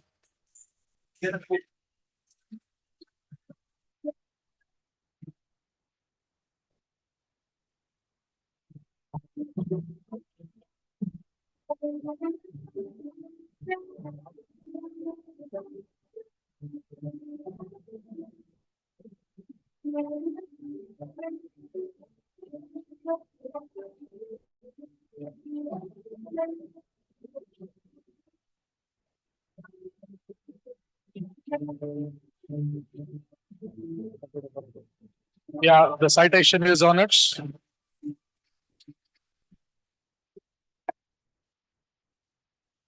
Okay, a huge round of applause.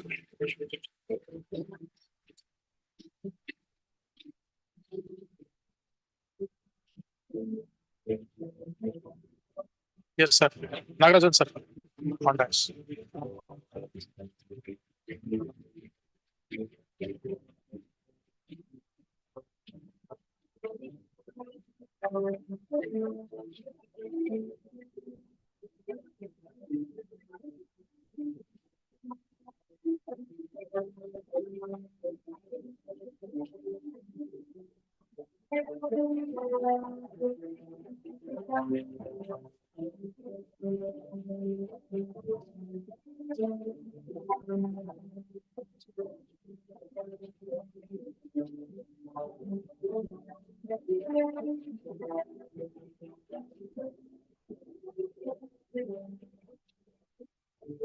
Thank you so very much.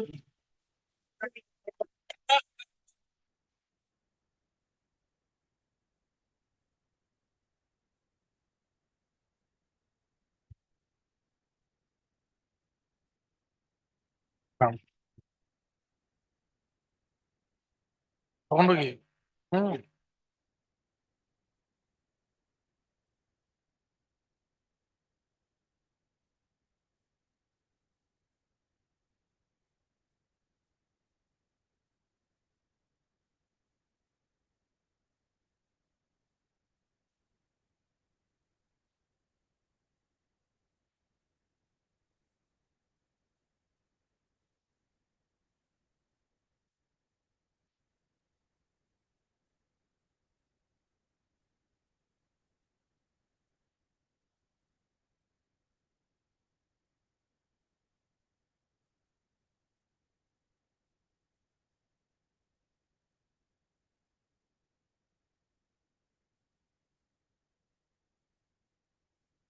Mysuru holds its significance in the realm of yoga, an ancient practice originating from India.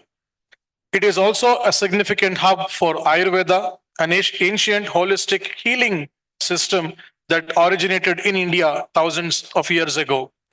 Not only these two, but the artisans from Mysuru are playing a pivotal role in preserving the traditional craftsmanship while also adapting to modern trends and innovation, ensuring the legacy to continue and to flourish.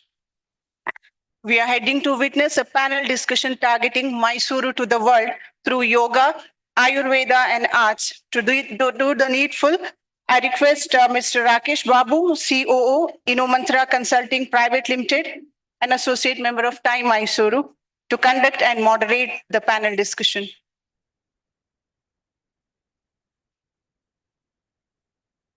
Thank you, Vidya. Thank you, Kishan.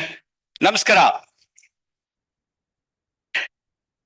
It's a goosebump and a roller coaster ride listening to stalwarts, starting with the keynote and the seniors who presented their lifetime achievements.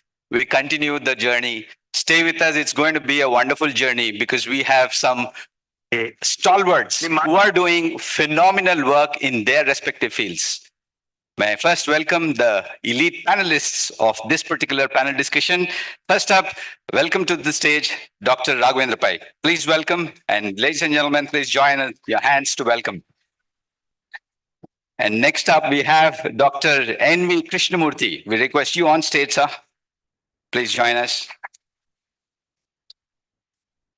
And a good friend, R.J. Singh. Please welcome on stage.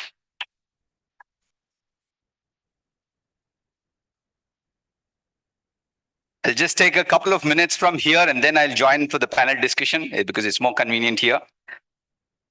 The topic, in fact, Padman was suggesting that we can rephrase from Coimbatore to Mysuru, to the world. He suggested from Mysuru to the world. And that's exactly the panel discussion and the theme of the entire evening is, right? So we all know about that.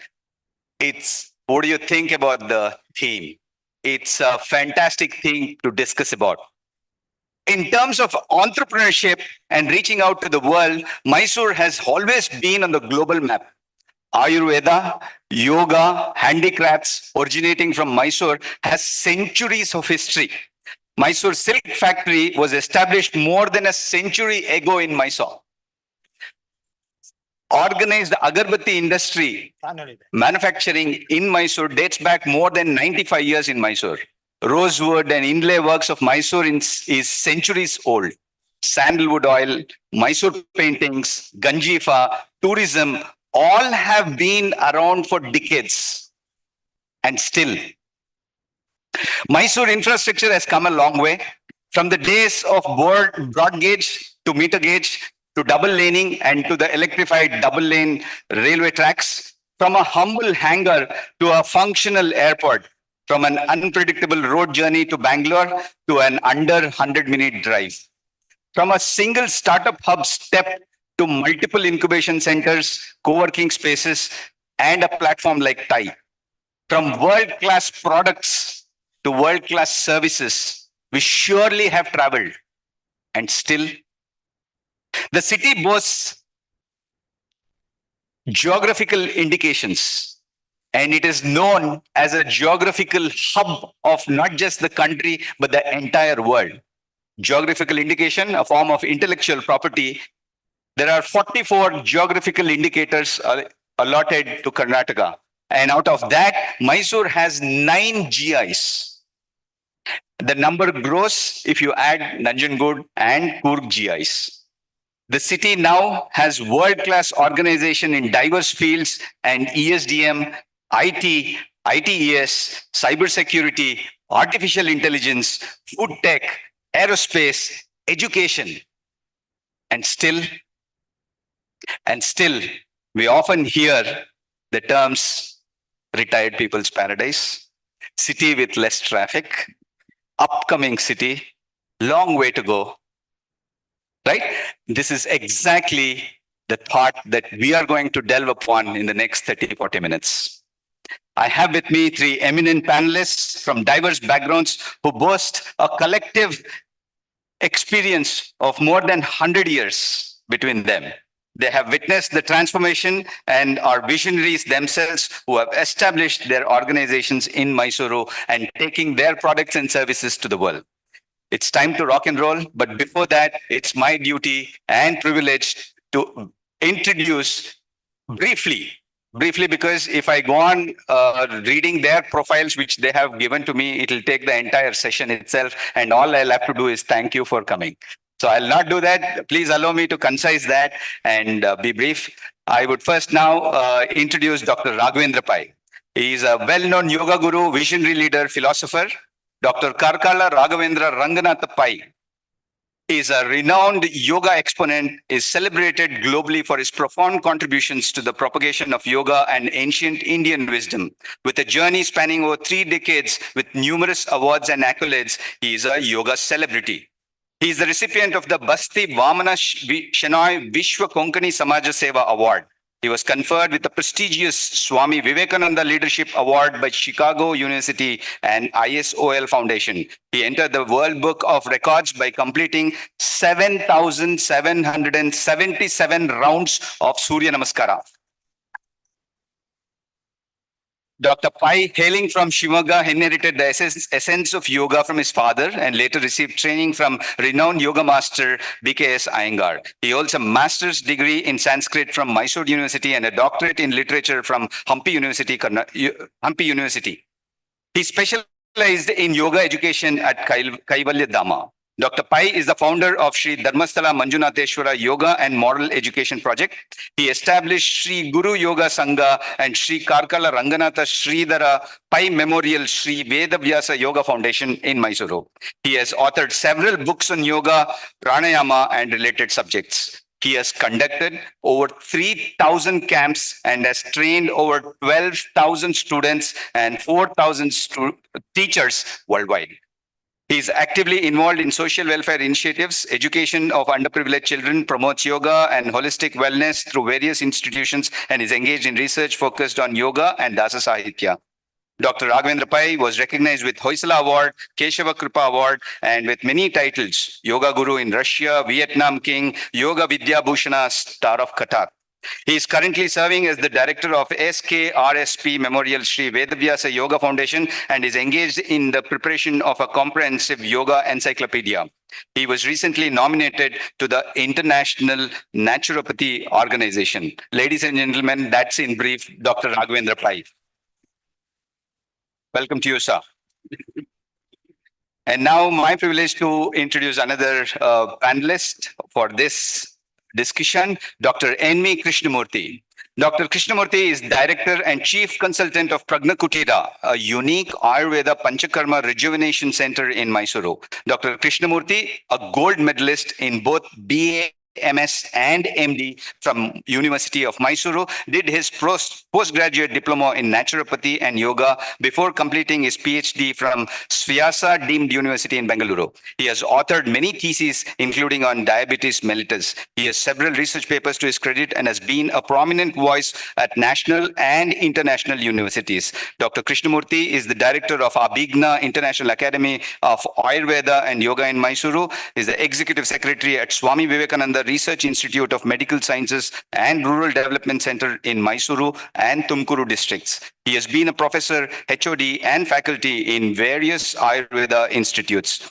Is the president of the Global Alliance of Traditional Health Systems, vice president of Mind Body Spirit Society of India. He has conducted innumerable health camps and yoga therapy camps. Dr. Krishnamurthy was awarded with Rotary Vijay Vocational Award and is the recipient of the Aryabhatta Award for Excellence in Ayurveda Research by APNA in Los Angeles.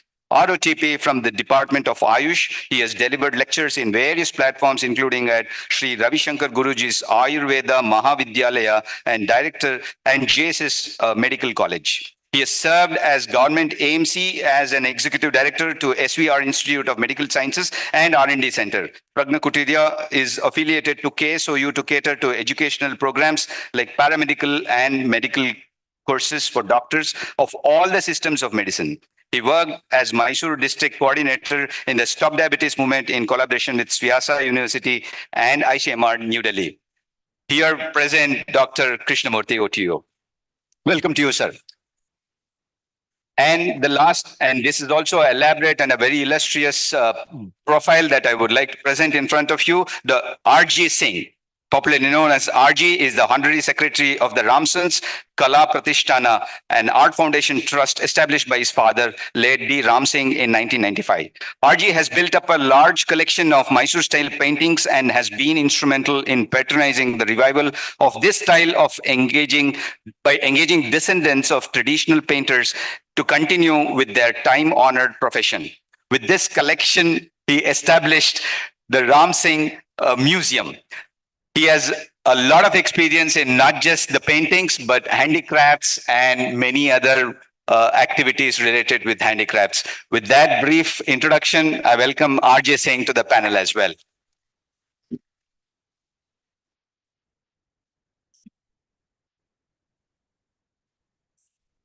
I had to devote that much time because they have achieved so much, and it is but fair for us to recognize that.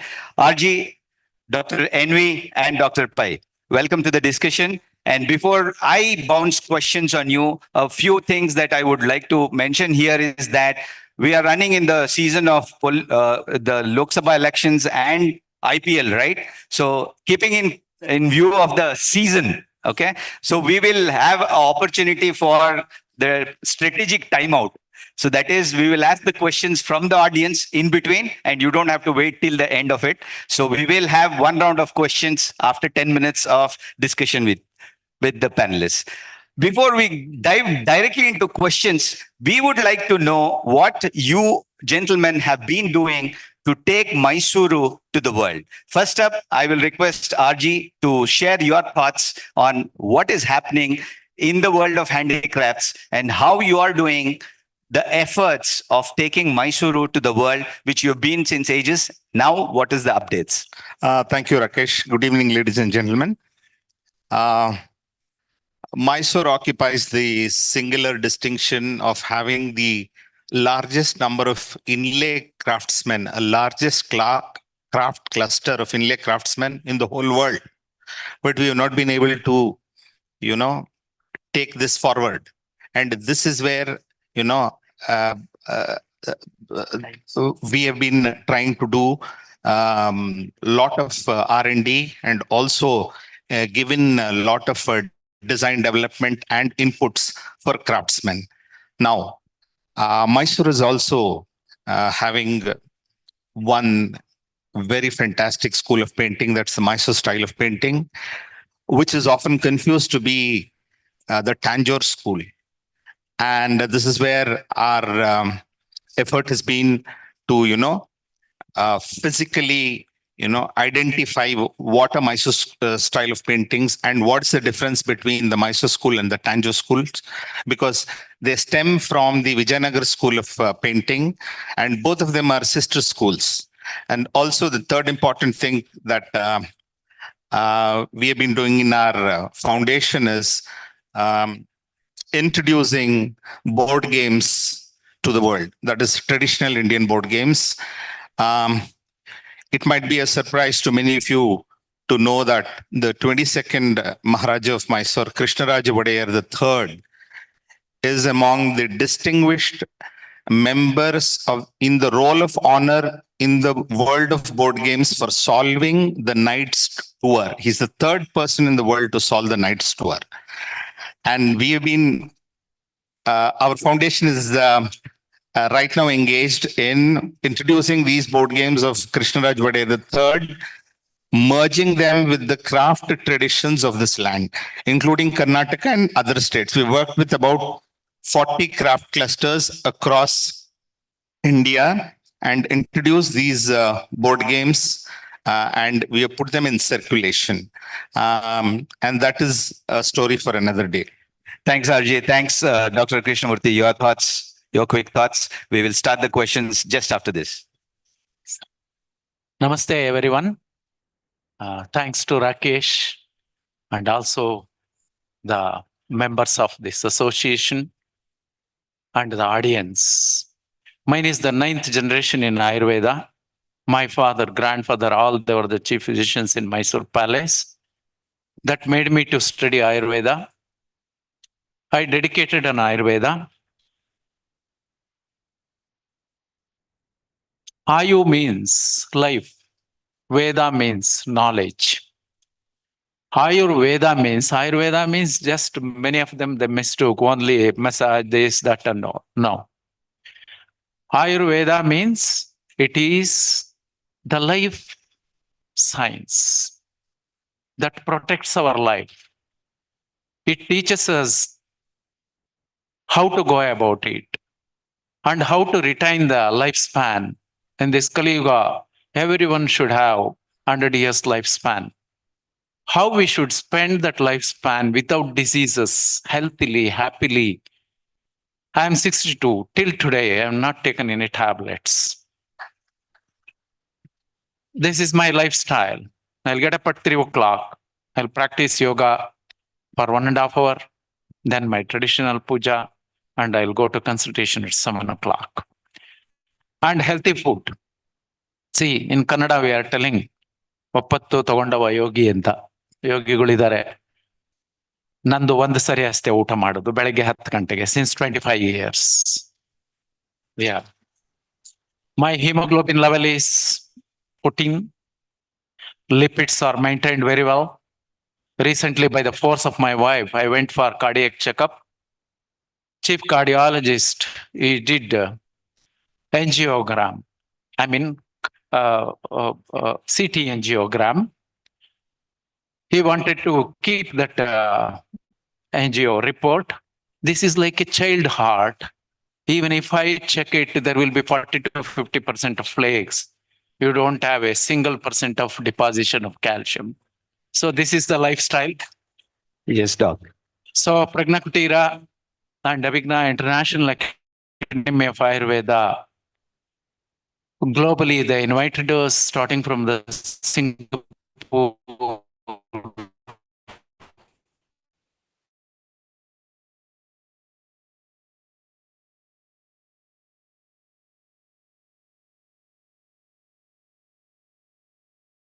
Justice to that. Thank you very, very much. Thank you, Doc. Thanks for the initial remarks. Dr. Pai, very briefly, because we have taken quite a lot in the introduction, sir. Om Shri Chamundeshwari Namaha.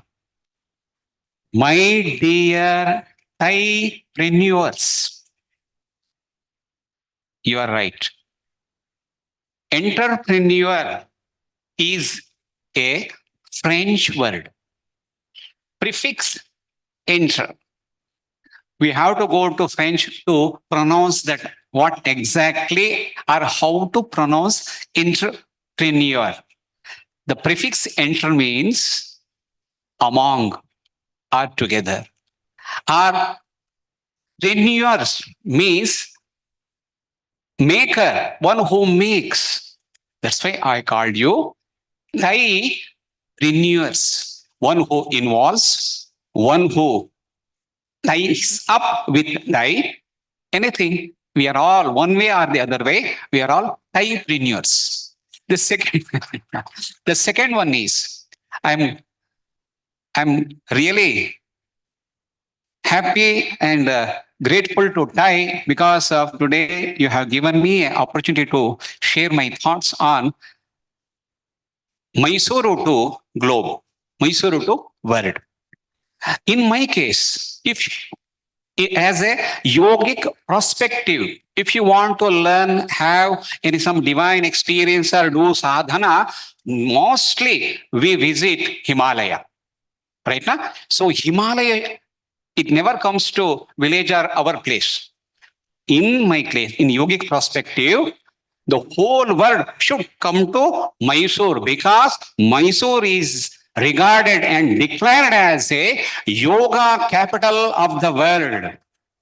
Yoga hub of the world. It was declared by an American survey agency in 1999.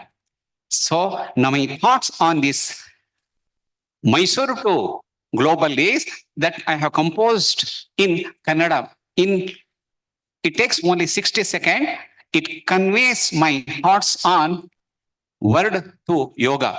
ಯೋಗ ಮಾಡುವ ಸುಯೋಗ್ಯರಾಗುವ ಯೋಗದಿಂದ ಭಾಗ್ಯವಂತರಾಗಿ ಬೆಳಗುವ ಇಚ್ಛಾ ಜ್ಞಾನ ಕ್ರಿಯಾ ಸಿದ್ಧಿ ಕೂಡಿ ಪಡೆಯುವ ಸಾಧನೆಯ ಮಾರ್ಗದಲ್ಲಿ ಒಂದುಗೂಡುವ ಭರತ ವರ್ಷದ ಭಾರತೀಯರೇ ಜಗದ ಜನಕ್ಕೆ ಯೋಗ ಪಥವ ಸಾರಿ ಹೇಳುವ ವೇದೋಪನಿಷದಂತೆ ಗೀತೆ ಪುರಾಣವಂತೆ ಪತಂಜಲಿ ಮುನಿಯಂತೆ ರಾಜಯೋಗ ಸೂತ್ರವಂತೆ ಘೋರಕ ಮತ್ಸ್ಯೇಂದ್ರರಂತೆ ಹಠ ಯೋಗನಾಥರಂತೆ ಭಕ್ತಿ ಜ್ಞಾನ ಕರ್ಮವಂತೆ ಯಾಗ ತಪೋಭುವಿಯಂತೆ ಯೋಗ ಮಾಡುವ ಸುಯೋಗ್ಯರಾಗುವ. ಧನ್ಯವಾದ. Thank you, Dr. Pai. Thank you, Dr. Pai. So meaningful, right? So it has concise summary of whatever you wanted to share. So, ladies and gentlemen, this panel is something different because we don't have the latest technology speaking here. This is the knowledge of hundreds and thousands of years speaking. It has percolated over the years. RJ, we start with you again. How do you think that we can reach out to the world better? Because you have always been getting customers from outside. You've been in one place, but now you're looking at reaching out to the world, not by them coming in alone, but you reaching out. How do you think that is possible? Okay, I'll digress from the handicraft world. We've been trying to reach out to the world through culturally, Mysuru has been able to reach out to the world. You might be knowing that in 1950, when the capital of the Mysuru, erstwhile Mysuru state, actually shifted to Bangalore, Mysuru took the back seat. And Krishnamurti, who is grandson of Vasudevacharya, in his book Nenapugulu writes that 500 musicians from the erstwhile Mysore state moved to Chennai. Today, the December fest, the Margali fest that is held in Chennai was an outcome of these musicians who moved from here. So we lost it, they gained it. Mysore has had performers of international repute then and even now. We have been able to, see only limited success in presenting Mysore as an important cultural capital. Again, when you look at the older generation of artists, had the alumnus from the JJ School of Art, some of the biggest name in as painters who adorned the royal court. We had Keshvaya, who was a student of Ravi Verma, and his works are find a place in the Royal Collection at London. Then we have a lot of artists from Mysore, like Shuddhodana and Subbu Krishna, whose portraits of the former presidents of India adorn the Rashtrapati Bhavan. We have Subbu Krishna, who designed the 10 rupee note for the Gandhi centenary in 1969. And we have umpteen number of artists like S.N. Swami, Shilpi Siddhanti, Siddhalinga Swami, who got worldwide renown. But Mysore today is not known as a city that produces world-class art. So that's a point I want to make. And also, the musicians that we have produced here have found renown across the world and on the international stage. And when I speak to a lot of musicians who perform in Mysore, personally, when I spoke to Bombay Jayashree at the Bidaram Krishna Paramandira, I had asked her a long time back, how does it feel to perform in a small city like Mysore when you've seen the world stage? She told me that the audience in Calcutta, Chennai, and Mysore matter. If they perform here and pass, they can perform anywhere across the world. So the litmus test is Mysore, right? Litmus test for performance is Mysore. Carrying on that, right? So we have seen a lot of people coming to Mysore to learn yoga and also learn practice of Ayurveda. We've seen that the value that they take out and they're more successful there in terms of making an organization, in terms of building business around the learnings that they have. Whereas we don't see so many successes in Mysore itself, where you have enterprises who have become world-class and in terms of reaching out to the globe. So your thoughts, both your thoughts, because we've seen that kind of activity. So adding to that, to especially Pai, Dr. Pai, because we've seen many teach the train the trainers model. Thousands of people come to India, especially the foreigners, and they derive more value. So how can we leverage on the knowledge that we have? So first, doctor on yoga, and then on, Ayurveda, and then yoga, please. Yeah. See, yeah. Rakeshji, since 28 years, already we started our journey towards the globe. Me, myself, my wife, Dr. Purnima, and my two children, Pragna and Abhigna, even they presented Indian culture, yoga, and Ayurveda to the world. Since 28 years, we traveled. You know what happened now? Now they are looking towards Mysore. They want to come here. They want to stay here. Such an environment we created here, and they are coming here. We have the educational courses also.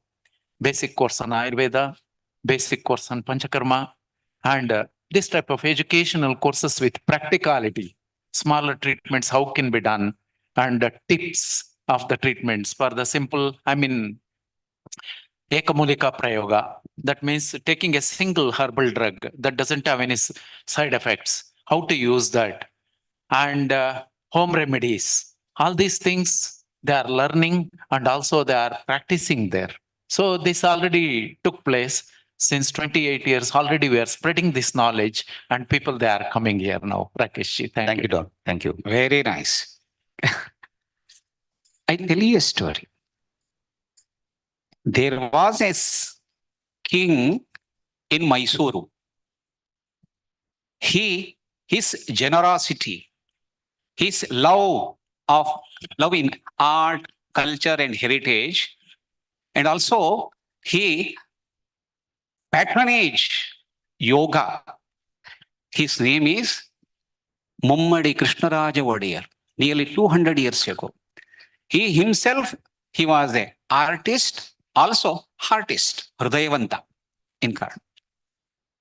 He compiled, he described, he made a book called Sri Tattva Nidhi. In that book, he has compiled 121 yogasana postures. That is in Samskrita Bhasha and Kannada Lipi. You understand? It is there in Mysuru Palace. Maharaja's library, also Oriental Research Institute. 100 years ago, our Maharaja, he is a visionary. His name is Rajarshi Nalvadi Krishnaraja Vadiyar. He appointed a great Yogacharya named Krishnamacharya. He himself, he taken, that means he did a vyavastha to learn yoga for royal family as well as publics. He taught yoga for great legendaries like Yogacharya B.K. Sayangar, Pattabi Joyce, Deshikachar, Sridevi. Because of them, at present, Mysore became a yoga city, yoga capital, yoga hub of the universe, we say. Now, at present, more than 350 yoga institutes are there in Mysuru. You can imagine, for 50 means more than 20,000 people are practicing yoga. Especially, we have more than 25 yoga teachers training institutes are there in Mysuru. Average, every day, every year, if they teach 300, if they train 300 people, means you can imagine more than 15,000 yoga enthusiasts, yoga lovers. They come from other country. They learn yoga. We must appreciate them. We must learn from foreigners, means they learn with dedication. That is a very important thing. That one thing we must learn from foreigners.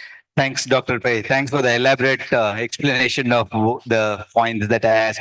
One question that we see is in the modern world is how quickly you can scale. In the world of entrepreneurship, it's all about the scale and the quickness that you could do that. So there is this new word called sunipreneurs instead of unipreneurs, unicorns, sunicorns. How quickly you can become a unicorn, sunicorns. So there are 42% of the country's sunicorns are in Bangalore. They are so fastly growing and have become unicorns. In terms of that growth, the fields that you are all related are not even there close, right? So it's about the scale and the scalability. So why and how do you think that this can be solved so that you have enterprises starting from Mysuru who become globally well-known and also in terms of the value of the organization? Who would want to go first? Doctor, you want to go first? Yes, sir. But we have so much of knowledge in Sanskrit. There is a version, there is a donkey. It can carry so much of luggage. Like that, all of us, we have so much of knowledge, but practicality is very less. That is called anusthana. Each one should practice very little, very little. That's a contribution to us. Definitely, if we decide, see, mana evo manushanam karanam bandha mokshayo. Once if we decide, anything is easy for us. Anything. We can be disease-free. We cannot go to hospitals. And we will be healthy. We will be happy that we can share it to others. In that way, one should get that awareness. Each one of us should be aware of that. We should be practical. This is my view, sir. Dr. Pai, your thoughts on that? How do we scale and become a unicorn kind of a business in yoga? Can I answer after Singh? Yes, please. Yes, please. So actually the need of the hour is we need some interpretation center for all the ancient knowledge that we have. We do not have an interpretation center for the Mysore painting. Nobody knows the contribution of Mysore into the world of board games. Of course, Dr. Raghavendra Pai told us that Mysore is the yoga capital of the world. My friend, Dr. Norman Schoeman, has written a book on the yoga tradition of the Mysore Palace. And he wanted to have an interpretation center, this is about 20 years back, but that was not successful. Could we ask somebody in Thai as a corporate social responsibility help us in some of these activities. I have listed out about 5. One is the yoga tradition of Mysore. Then we have the Mysore painting, the Mysore Bani of dance, which is almost extinct. We just have a couple of performers. Then an interpretation center for board games. What Dr. Raghavendra Pai mentioned as Sri Tattva Nidhi, it has 9 sections. And there's the 9th section is the Kautuka Nidhi, which has more than 200 board games. And of course, it has a section on yoga also. Then we have to revive the lost doll tradition of Mysore. And the erstwhile Mysore district, which consisted of present-day Mandya and Chamarajnagar, including Mysore, we have a very rich folk tradition, which is not recognized across the state or across India. So we would want a kind of an interpretation center, and also to know that, the small city has produced so many eminent people. We have put forward for a proposal for a national gallery of portraits of eminent Mysoreans. We don't know how far we'll go in that. This is to inspire the younger generation. And that's exactly the starting point for achieving big. We heard Arunachalam telling that you have to start something in your domain, the knowledge that you have, and carry forward to build organizations. Thanks, RJ. Thank you. Actually, we can add a value to our ancient tradition or yoga like this. Na? Anyway, we know every year in Mysuru, we are giving training for more than 15,000 foreigners that we know. We can train, we have a very good training options. We can give a advanced training. We can have a global partnership with international yoga groups, learn, earn, and grow. Anyway, we are advancing in a technological era. We can use technology, apps, online training, and also we can request or we can adopt yoga in our university. Mysore has got 7 universities, you cannot believe. But no one is running a full-fledged yoga department. Thank you. These are the problem areas that kind of highlights, right? So if an entrepreneur wants to start a journey in handicrafts or in Ayurveda or in yoga, so what do you think is the first step? We have many youngsters, budding entrepreneurs who all focus on something tech related mostly. And that's nothing wrong about it. But being from Mysore, the core domain expertise, where do you think is the first step that anybody can take to start an enterprise from Mysuru in your respective fields? We'll go in this order now. Yeah. First of all, any tech, he should have a proper training. Yogastu darshanartham, natu pradarshanartham. He should learn properly. Then he can get a knowledge. And he can use his technical integrations. Use technology, online class, app. He can create apps, virtual communication. He can reach more. We can take a government support by taking their support to construct infrastructure, and we can demand for adopting yoga in education. We can promote yoga tourism, yoga wellness hub. We can create a yoga education hub also. And also, I would like to say, industries and corporate world also can adopt yogic techniques. By collaborating with yoga associations, in Ministry of Ayush, at present, they have developed a beautiful technique called Yoga at Workplace. It's a 5 minutes technique. Why don't you organize in your own corporate or in your associates or in your employees or anyone? They have a beautiful technique that can be adopted. And by practicing yoga, we can develop ethical practice and other thing. We have a very large scope in research and innovation. So encourage yoga research on benefits, validity, on traditional practice, scientifically and innovative in equipment techniques to attract global interest and creativity. Thanks, Dr. Pai. Dr. N.V. Krishnamurthy, your thoughts for an entrepreneur, budding entrepreneur. How can you start Okay, sir. in the world of Ayurveda? Thank you, sir. I need not explain much. Already, Dr. Given an elaborate list of Dr. things. Pai has given. Same thing we can go through with Ayurveda. And I would like to give some tips and also informations. You know, ICMR, have you heard about it? Yeah. In Government of India, there are multi-crores of rupees are there. What I heard is many of them, they have not taken those funds at all.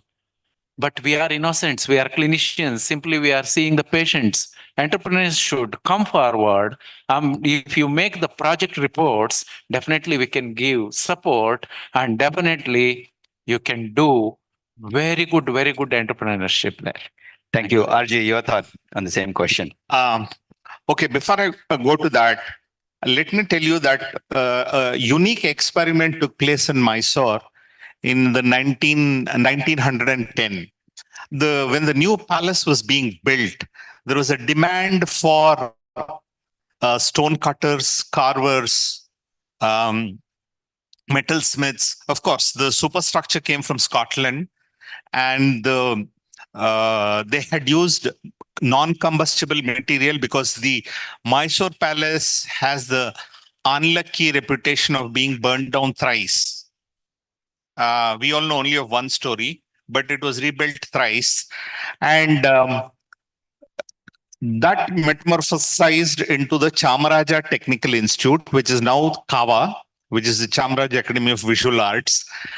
And Kamaladevi Chattopadhyaya, who was a freedom fighter, visited CTI and she got the idea to make the design center at Bangalore and Chennai.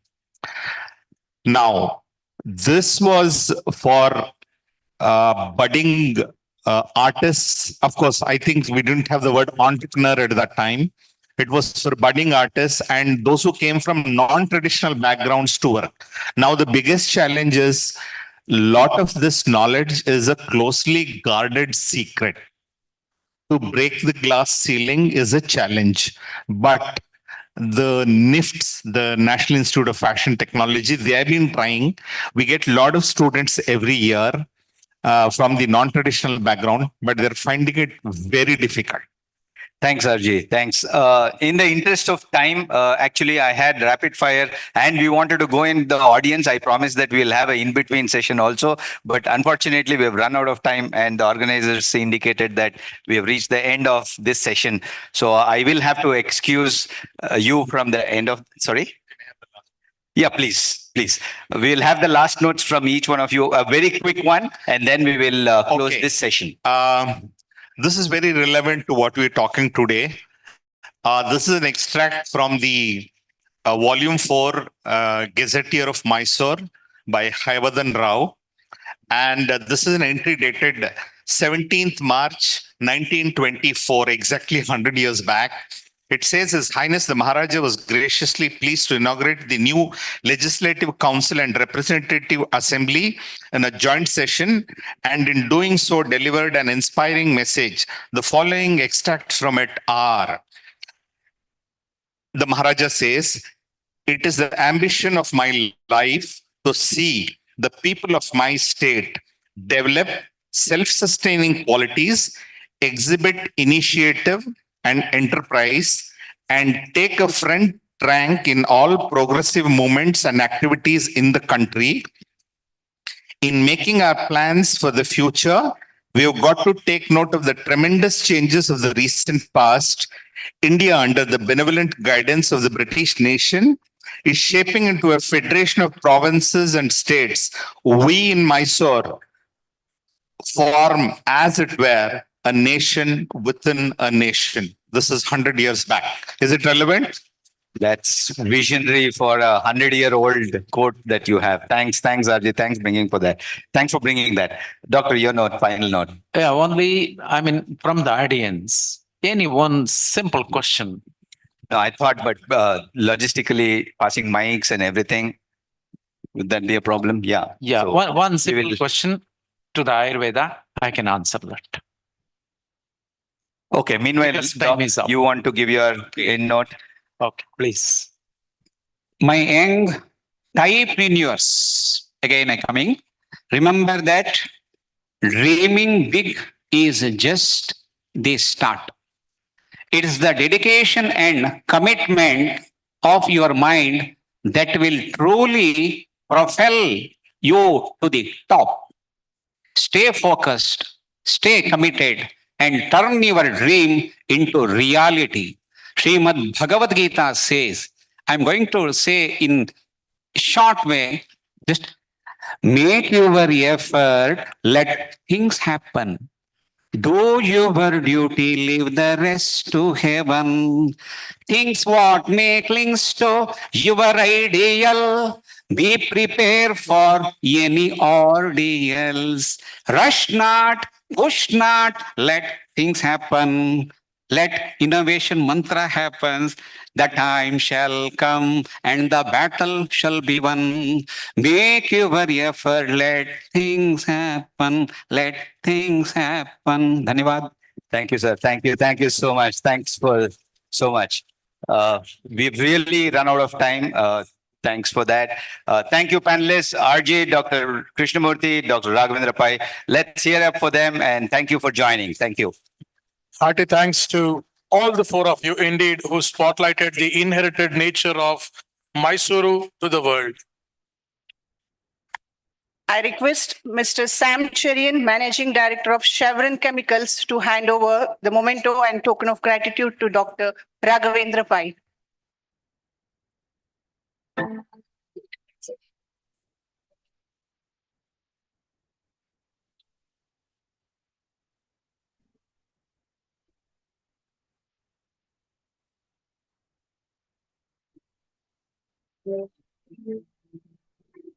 Now I request Mr. Bhaskar Kadale to hand over the memento of gratitude to Dr. N.V. Krishnamurthy.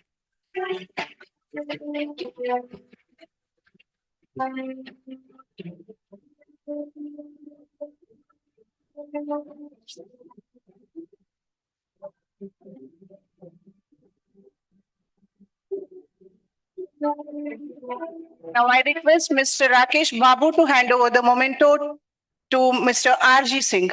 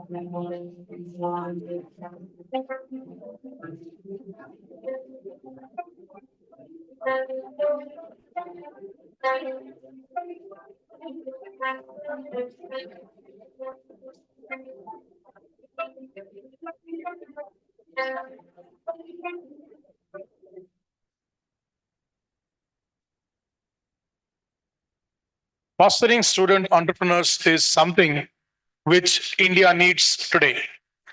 TIE Mysuru, under its TIE U program, has successfully conducted TIE Pitch Fest competition 2024 with the immense support from SJCE STEP, KTech Innovation Hub, Vishweshwaraya Research and Innovation Foundation, IEEE subsection Mysuru.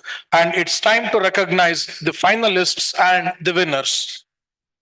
To do the honors, I request Dr. Mahesh Rao, President, TI Mysuru, Mr. Madan Padaki, President, TI Bangalore, Mr. Shiva Shankar, CEO, SJCE STEP, and Chair for TI University Program, TI Mysuru on the dais, please. To highlight about the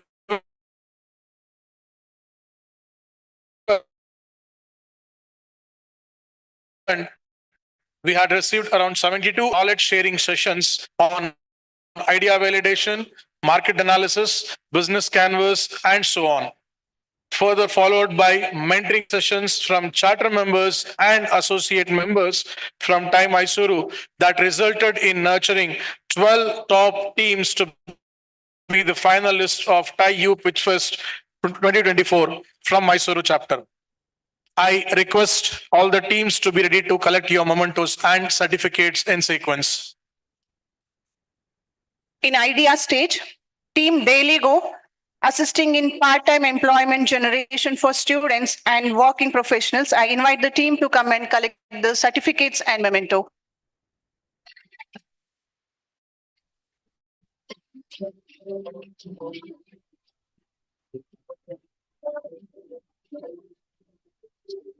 Team Kudrat, swimming sport equipment, serving multi-purpose and memento.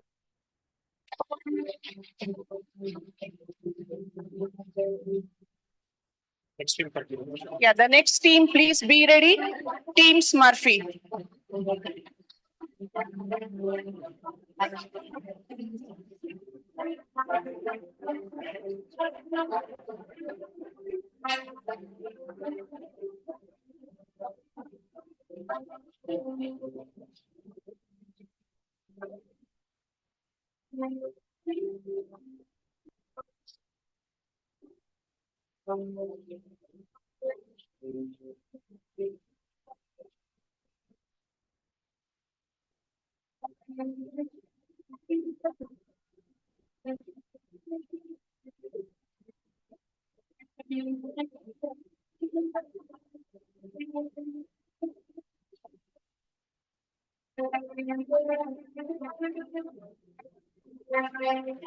Team Smurfy, connecting the individuals to the society of for their importance of building community. I invite the team to come and collect the certificate and memento.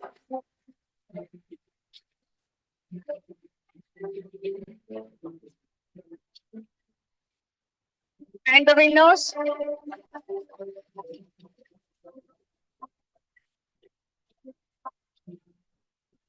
And the winners in the category of idea stage are Team Clap EdTech. Team Clap EdTech, targeting the sex education platform to the students from class 1 to 10 for societal betterment. I invite the team to come and collect the certificates and the winner memento with a cash prize of rupees 30,000.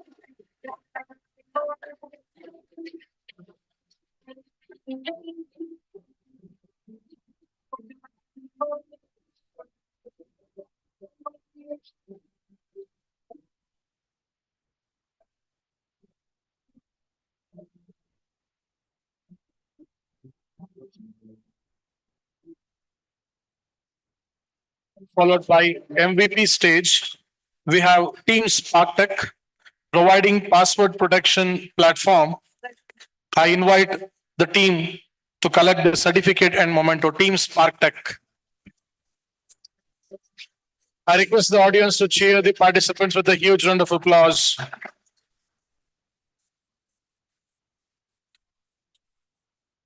Followed by Team A-Cubic Private Limited, creating a 3D virtual space towards the construction domain with the feel of temperature and the ambience. I invite the team to collect the certificate and memento.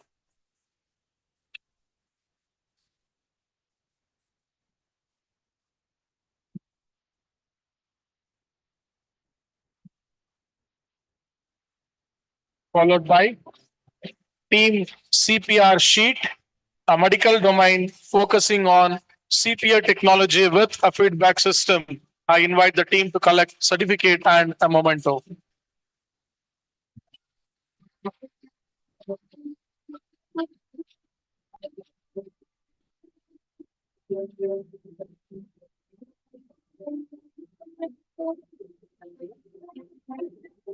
And the winners in MVP stage, Team Solucraft Pharmaceuticals LLP, a medical domain focusing on portable dispenser to inject medicine. I invite the team to collect the certificate and the winner memento and the cash prize of rupees 50,000 for being winners in MVP stage.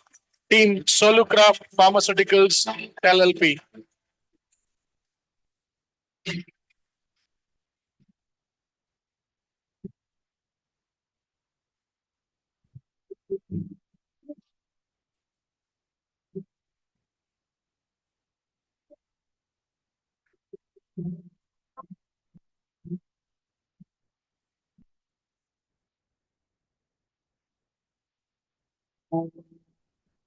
Now in the stage of traction and market, Team Foodar, an online platform for electric vehicles.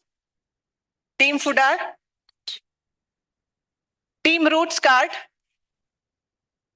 And the winners in the category are Team Navamag, providing solution to arsenic contamination in the water betterment, water better contamination in water for better human lifestyle. I invite the team to come and collect the certificate and memento with a cash prize of rupees 1 lakh. A huge round of applause to the winners who have the 1 lakh from Time Mysuru. And to add on, Team Navmark is representing Time Mysuru in the Thai Global Pitch Fest 2024.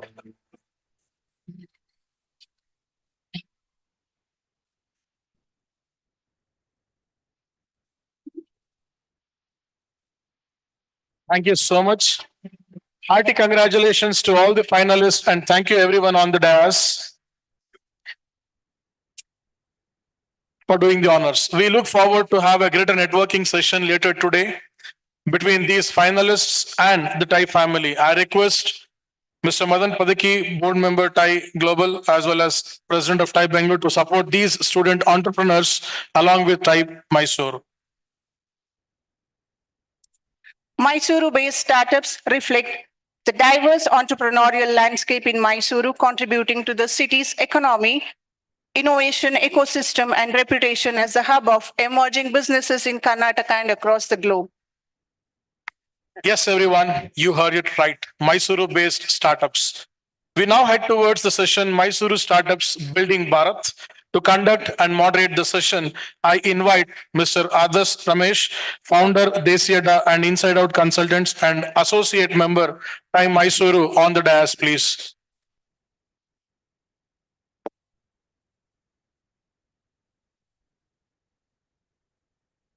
Thank you, Kishan. Thank you, everyone, for a rousing round of applause. Without much ado, I'd like to welcome my panelists on the group with a bigger round of applause from the audience. Dr. Chaitra Narayan, Director, Kodagu Agritech. Mr. Vinay Babu, Founder, Breezy Insurtech Private Limited. And Mr. Adar Sudhindra, Founder, NNZ. Applause, everyone. Drinks and food will be served in a while.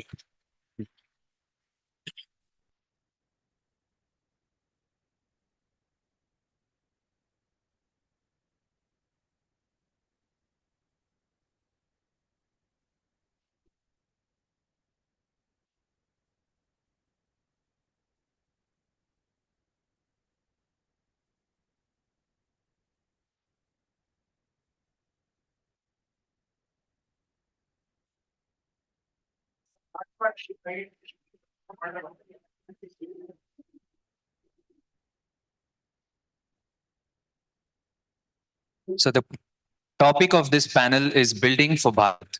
To set the context, Startup India, Make in India, Digital India, Invest India, and a host of such initiatives from the central government. Startup Karnataka, Elevate Karnataka, Beyond Bengaluru, the Cluster Seed Fund, Kalyan Karnataka, and many such initiatives from the state government, TIE, CII, STEP, and numerous college incubators like at NIE, VVC, MIT, and so much more at the city level. Numerous VCs, HNIs, angel investors, encouraging friends and families and mentors with all this in place, there is so much structure that has already been built to help entrepreneurs, rather entrepreneurs, go from a stage of idea to an IPO. All it takes really for any entrepreneur to start an enterprise today is to have a little bit of oomph in them, to take that one small step that takes them from going into employees into entrepreneurs, from people who are required to do the next thing right versus people who will do the next right thing. But still, the failure rate for new startups today is about 90%. Only 10% of the startups make it through first year. And for first time founders, the success rate is just about 15% as per various online statistics. Now, I would like to know, what was your oomph in starting? What was that spark that got you from facing such terrible odds and becoming entrepreneurs?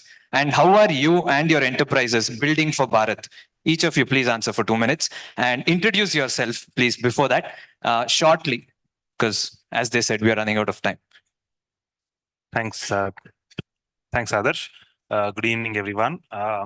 First of all, thank you to the Thai Mysore community to give us this opportunity to be on this dais today, talking about our entrepreneurship journeys in front of stalwarts like you who have seen it, been there, done it, and have emerged successfully in the scope of Mysore. My name is Adarsh Sudhindra. I am the founder and CEO of Enhanced Education. It's an education technology company, not a startup anymore. We have been around for 6 years now, doing reasonably well. So it's an education tech startup that was started in 2017, 2018 timeframe. So I've been a technologist at heart all my life. So did my engineering in Mysore, worked in Bangalore in Adobe systems in the education technology domain, moved to US, did my master's there, went on to do my management course in MIT, Boston. So did all that, worked in the US, but somewhere deep inside there, I was happy. I was having that NRI life, drawing salary in dollars, seeing the world. Deep inside there was that void of not having built something from scratch, right? So I'm doing a great job, having a great career, but the satisfaction of having made a difference to the society, having turned an idea into a business, and a business into a system that kind of has an impact on the society was missing. So sometime in 2017-18, we decided to move back to India, move to Mysore, my hometown, the education capital of Karnataka, where a lot of opportunities were inviting at that time. So moved back, started Enhanced. It's about 40 people now, thriving business based out of STEP Incubation Center in SJC Mysore. That's me, Adarsh Sudhindra. Thank you. Thank you. A round of applause. Hi, good evening. Thank you, Thai Mysuru, for giving this opportunity. Adarsh, I'm very happy that I'm doing this with you. I've always felt that you are someone who has inspired me. So thank you so much that I'm doing it with you. I worked for HDFC Life for 18 years. I always felt that taking salary is easy, but building business is very difficult. So I thought I've done things well for 18 years. I'll do the difficult part now. So that's when Breezy was born. So today, like Adarsh mentioned, 90% of the startups fail. 10% is the opportunity that you have for making a huge difference to the society, right? Hence, I'm here. So I'm looking forward to build this around Adarsh. And somewhere down the line, I believe that toughest job needs to be done in the initial stage so that over a period of time, you feel that you pass through and you've made a huge, larger impact to the society. And somewhere down the lane, 30 years from now, if people is asking when India was growing, India was doing well, what was Vinay Babu doing? So I'm here to do that right now. So it's amazing. That's great. Thank you, Vinay. That was a wonderful answer. Good evening, everyone. I'm Dr. Chaitra. I would call myself an agripreneur more than an entrepreneur. My factory or our manufacturing unit is based out of Kushalnagar, which is a small town about 1.5 hours drive from Mysore. And we also have our office here in Mysore as well. As Adarsh mentioned that, what is it that, 90% of the startups fail and it's just about 10% that has the success rate. It's all about the initial struggle that each one of us face.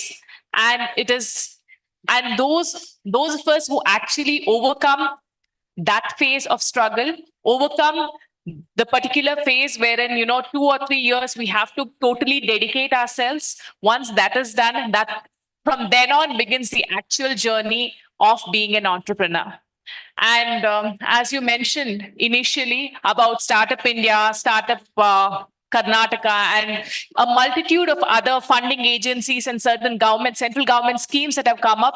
All these are schemes that have become very rampant in the last 8 to 10 years, I must say. Back then, when we did not have any such, support from the central government or the government, we have seen, stalwarts over here who spoke before us who have made it big. So it's all about the mindset more than expecting any kind of support from anyone. It's the kind of positive mindset and the focus that gets us wherever we want to. Thank you. Thank you very much. Great that all of you started at different stages of your life. So you were a proud NRI and then you came back to your hometown, you worked in corporate and then you started.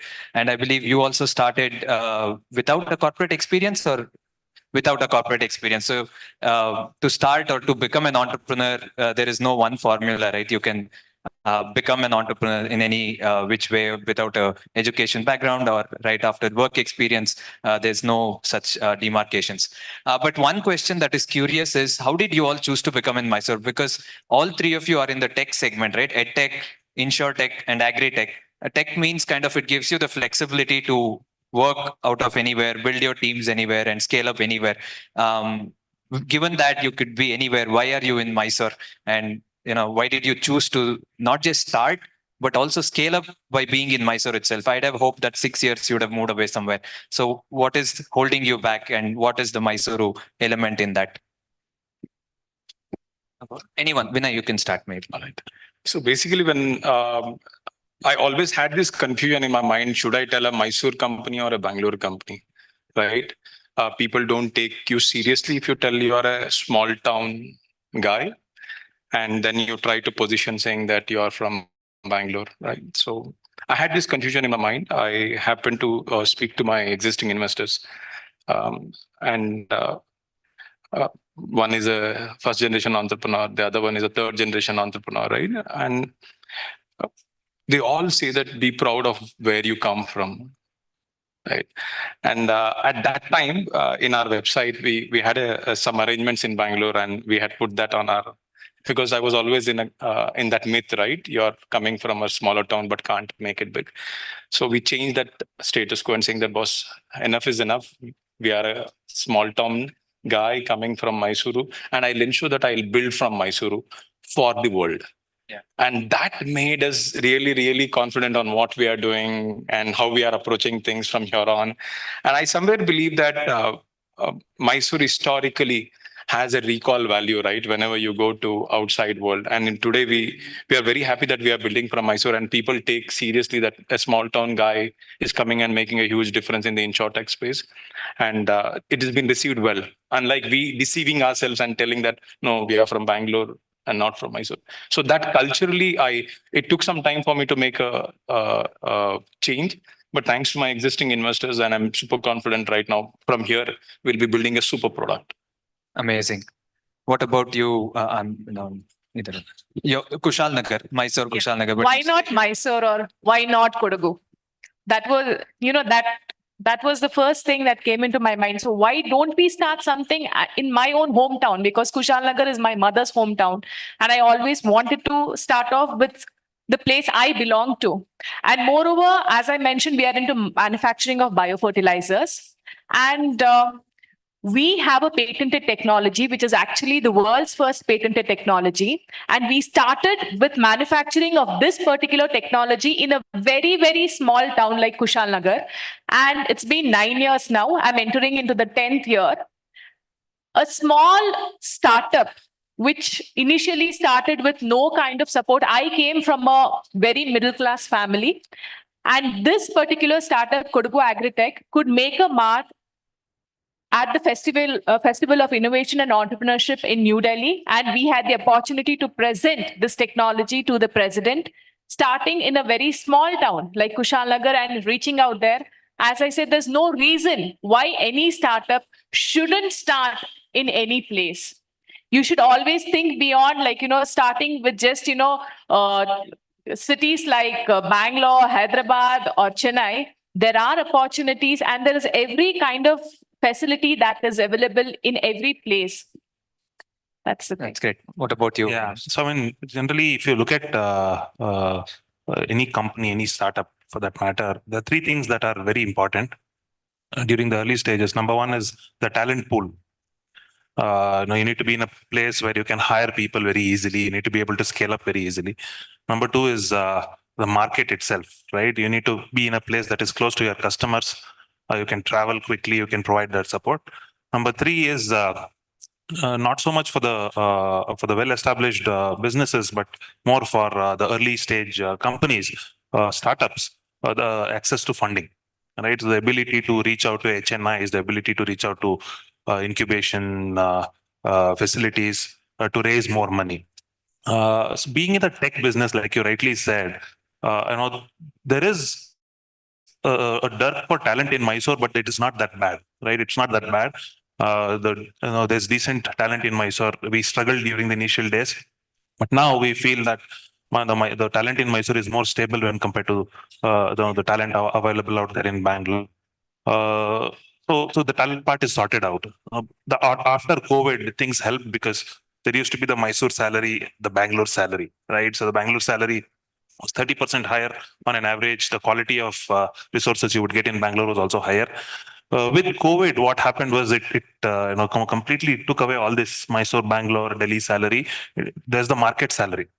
Right. If you are able to pay the market salary, you can hire people in Jharkhand, you can hire people in Rajasthan, you can hire people everywhere.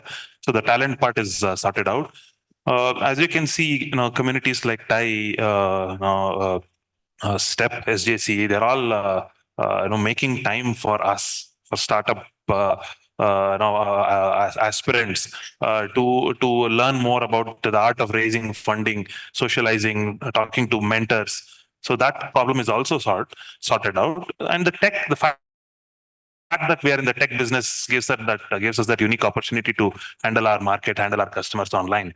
So in a way, there was no serious deterrent to starting up in Mysore, and the fact that it is an education city, fact that there is already a support ecosystem inspired me to move back to Mysore.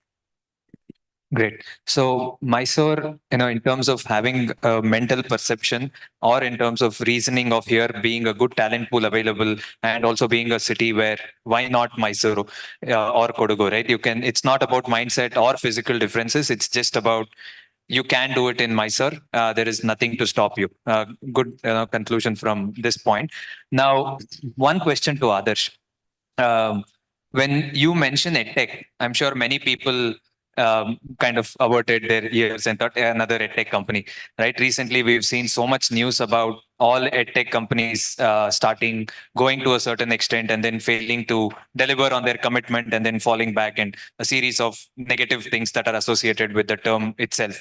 So when many giants couldn't make it through and they grew and they crumbled just as fast, how do you think NZ can build something lasting for India and for India? Yeah, that's a great question. So, the term edtech or any fancy term like fintech, medtech, insurtech, if you see it talks about application of technology in a core field.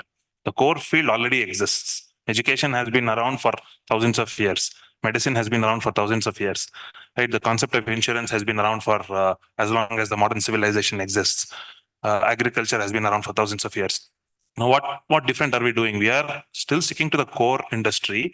We're trying to use technology to bring in innovation, to make things easy, for better reach, to increase scale and all that, right? So the fact that one or two companies did well and failed fabulously or are failing fabulously in the recent past should not undermine the industry itself, right? So one of the companies in the industry grew quickly and then is facing issues, and the issues may not be because of the industry or the market. The issues may be because of their internal operations, their compliance, their mismanagement.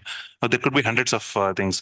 And also, if you look at companies like Byju's or any of those that are in the news today, they are doing one aspect of education technology, right? If you see what is the product of Byju's, they sell courses. They sell courses to students, to aspirants of exams, and their product is the digital course. Whereas education technology talks about hundreds of different ways in which you can bring in technology into education. So Byju's is one small percentage of the overall market. People are not going to stop investing in education. It's an evergreen industry, right? So come what may, people are continue to invest in educating themselves, increasing their knowledge, and in the process, if using technology helps, make it better, effective, make it efficient, the investment will continue to increase. In fact, we are seeing that the global market for education technology has increased significantly in the last 3 to 5 years, especially after COVID. Non-believers in online education have started using the LMSs and online platforms. So the market itself is going very strong, and the business, the exact business a company like Byju's has been in, seems to be the wrong business. What we do at Enhanced or ExcelSoft is very different. We offer technology solutions to other companies running their education programs. Right? If you see, ExcelSoft or Enhanced does not have a B2C product out there that you or I can purchase. We work with large education institutions and publishers, enable them with their products. So I see these two are very different, and there's strong promise for education technology and investments of technology in education itself in the near future. Yeah, thank you. So B2B is a strong point from what you're saying. Exactly. Now, going to Vinay from that, we've all heard this line, insurance are subjected to market risks. Please read the document carefully. So entirely people think insurance means it's risky. So we've established 2 points. Entrepreneurship is risky. Insurance is even riskier. So, well, what do you have to say about it? How are you navigating through this risky and even riskier business? All right. So basically, when you're underwriting an insurance product, right, you're underwriting on a AAA companies like LIC, HDFC, ICICI. Of 65 years of privatization and 24 years of 65 years of LIC and 24 years of privatization, one thing you will never hear a company going bankrupt or it is wiping off the wealth of a. So you will see a mergers and acquisition. In 2007, AMP Sanmar was there, so it was taken over by Reliance, now called Reliance Nippon. So we are taking a risk on an insurance company. We are underwriting because they have done the initial underwriting and the financial underwriting. So we are only putting across the liquidity to a customer who needs money very, very badly today. So the risk is already been mitigated by the insurance company. So we are not doing the actual underwriting the way it happens in US, wherein if somebody is buying out policy, they do financial underwriting of a customer, they do medical underwriting of a customer. When is that customer is going to die, wherein the party who buys out makes money out of it? So it's the risk that we are taking on the insurance company. Correct, but this is also technical, right? It's so very difficult for many people to even understand that, right? So it is risky, but like you said, you're building it on a stable foundation, but it's very hard for people to understand and move out of the idea that insurances aren't a risky business. See, basically what happens today is insurance, 95% of the people don't understand what products they've taken, right? Okay. That's where we come in. Okay. We tell that boss, these are the features, these are the benefits of the product. But more importantly, we are telling that boss, when you want money on your policy, come to us. So you can buy a TV on an EMI today, a phone or an EMI. Why can't you buy an insurance on an EMI? Ensure that your family is secured. So we do those things. Also, we tell that, okay, fine, if you need money very badly and completely come out of your policies, right? So we are still there. There are a lot of asset class who want to buy those policies. So we are still doing that. And risk, we are putting on the insurance company. We are not taking any risk on that. Got it. As long as people and consumers understand that it is not a risky proposition, there is a good way forward. Now, to Dr. Chaitra, right? I have a question, right? Even you are the single representative audience of women entrepreneurs in today's event also here at TI Mysuru. I just rechecked the agenda and she's the only women entrepreneur here, right? So, well, as a proof, while there is a lot of applause and appreciation and policies and everything, what really is stopping women from becoming entrepreneurs?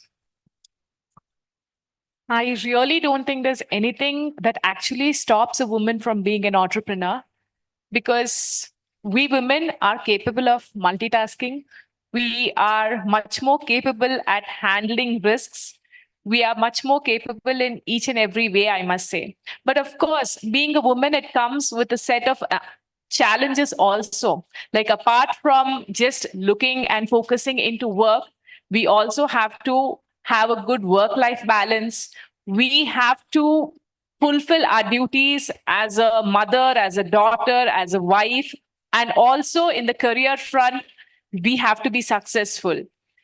Adarsh, I really don't feel that there's anything that there should be any limiting force to stop a woman from achieving or fulfilling her dreams. She just has to take one step forward and face the world bravely. I really don't think, and I must say, like, people do say that, it's a male dominated world. And once a woman steps out, like, they see to it that, she doesn't succeed and all that. I must say, I have been I'm an entrepreneur since the last 10 years. All my clients, because I deal mostly with the planters, I deal with the agri industries with my clients. Most of them are men. And I must say, each and every man that I've come across in my life, not only in my family, but also in the business front, they have been extremely supportive. So there's really nothing that can stop a woman from achieving her dreams.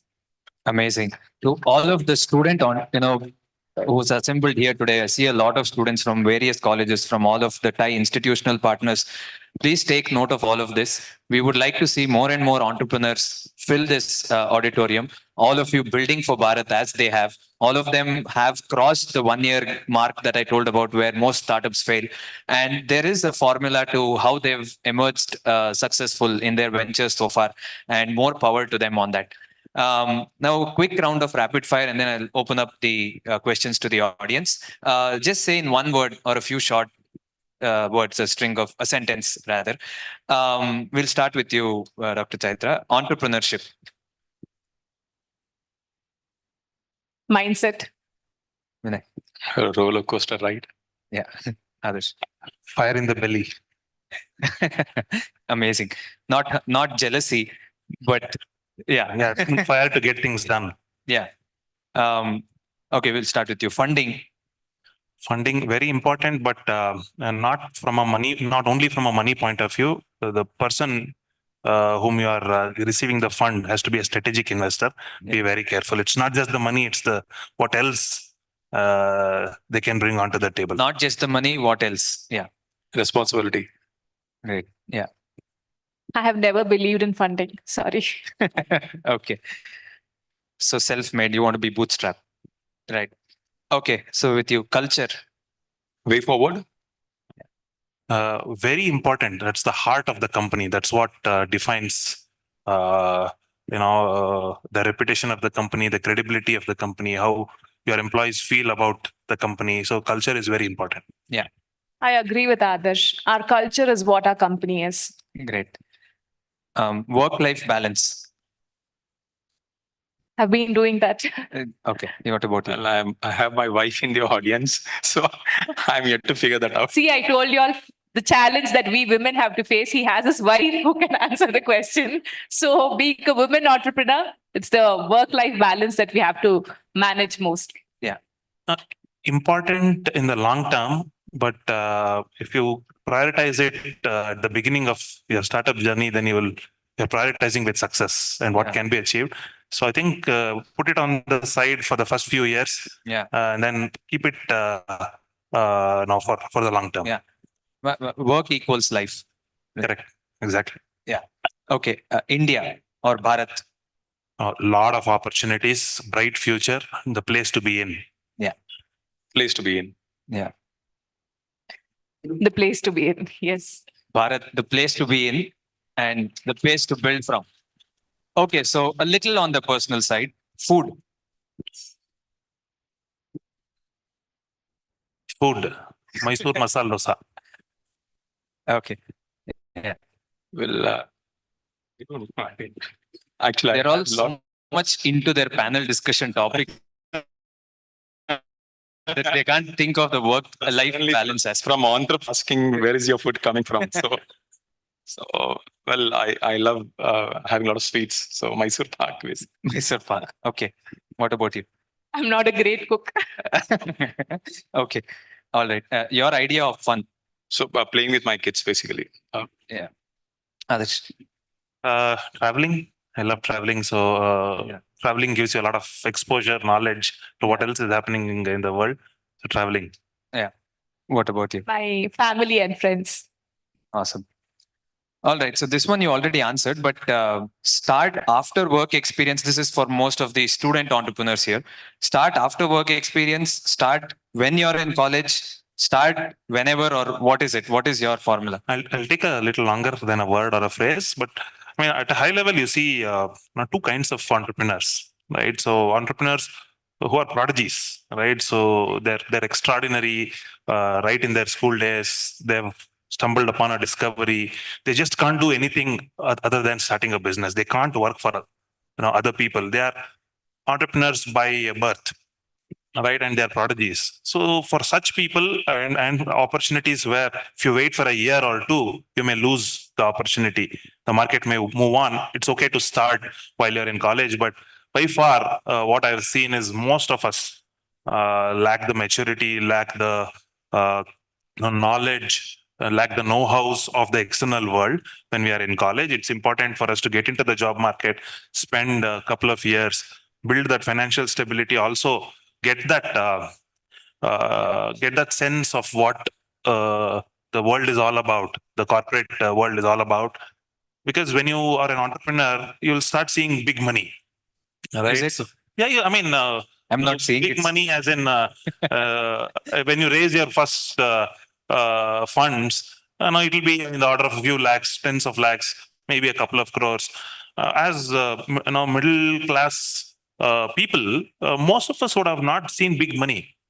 The moment you get your first check from your investor or 25 lakh payment from a customer, I mean, most of us go bonkers, right? So it's important for us to build that maturity, get used to easy situations, difficult situations for 2 to 3 years, build that maturity before you jump into entrepreneurship. So you're saying with work experience? With work experience. That's the summary. Awesome.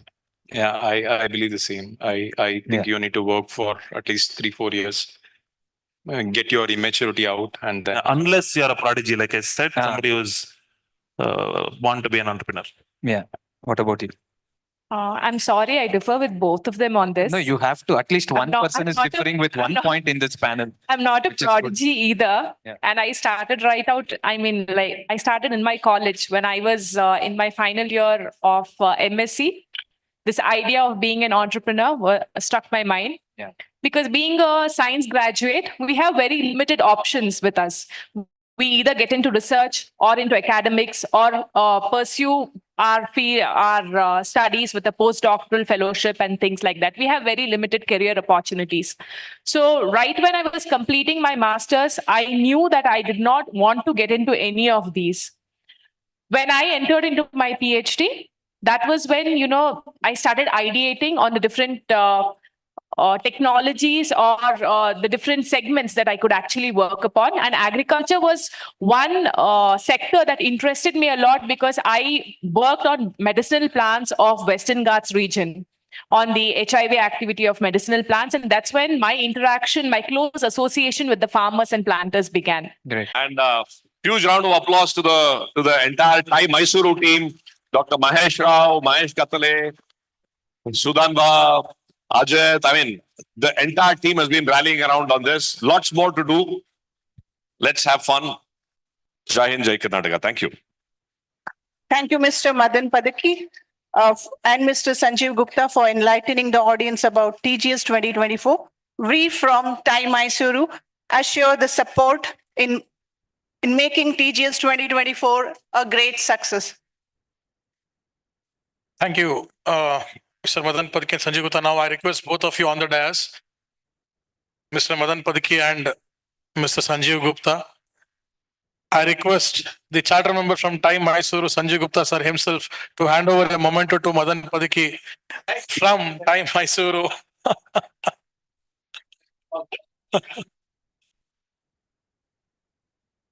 A big round of applause to Mr. Madan Padaki and of course the team from Thai Bengaluru. On the counterpart, I also request Mr. Madan Padaki to hand over a memento to Mr. Sanjeev Gupta. Sir, we have.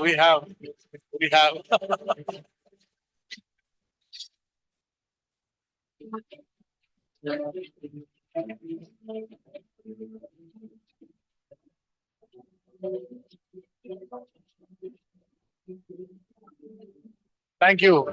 Both. Members from Bangalore just to come up. With Mahesh. So we request even the board members from Thai Mysuru as well to join for the group photo. The board members, the charter members from Thai Bangalore. And the entire team from Thai Bengaluru on the dais, please.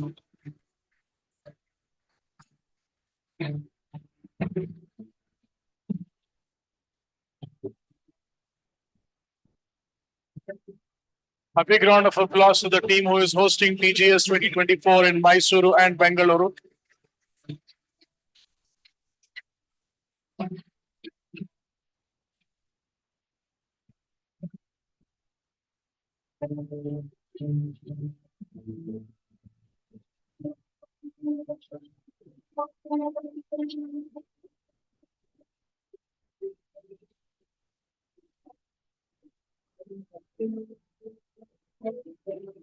This is the man behind, Mr. Mahesh Katale.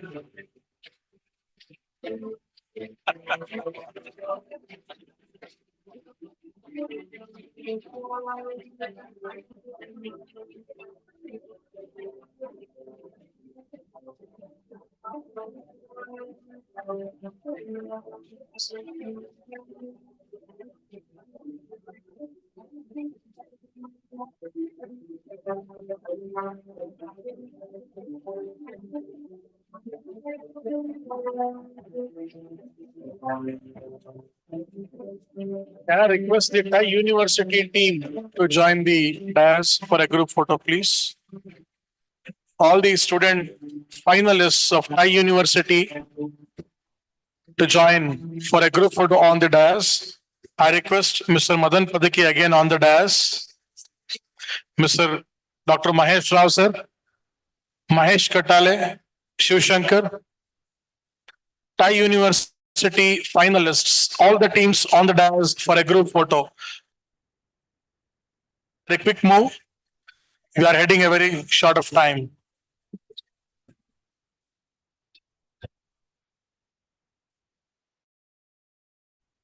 So this is the team, the finalist of Thai U Program 2024, hosted from Thai Mysuru.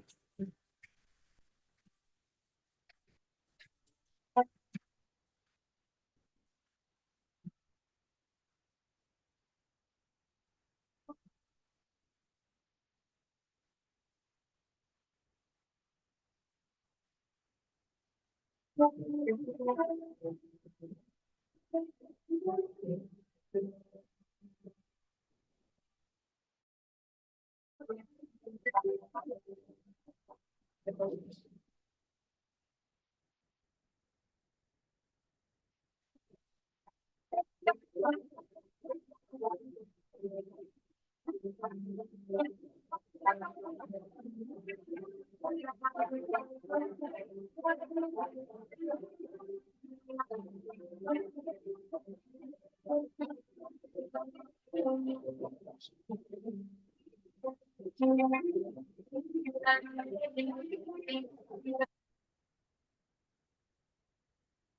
are at the end of today's purpose. And now, to make the closing remarks and propose vote of thanks,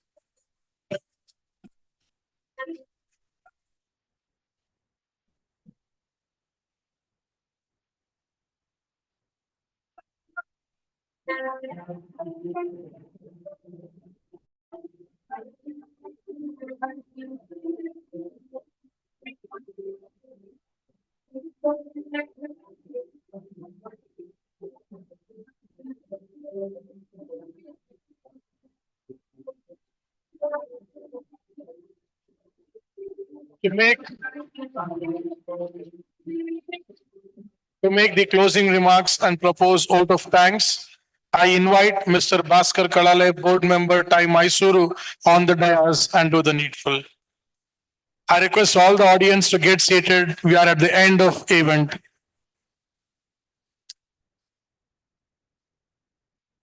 Everyone, namaskara. Good evening. I know I'm standing in between you guys and between you and the dinner. So they've given me 10 minutes and I'll make sure that I'll use all of it. So you can work up your appetite a little more. I believe there's a nice dinner waiting for all of you. It's been a great evening or starting with the afternoon. I think the entire theme obviously it was about entrepreneurship. And nothing could have started the program better than the fact that Mr. Arunachalam talked about trial and error. Right. So every entrepreneurship, or in fact, even if it's an entrepreneurship, it is something that has to start with a trial and error.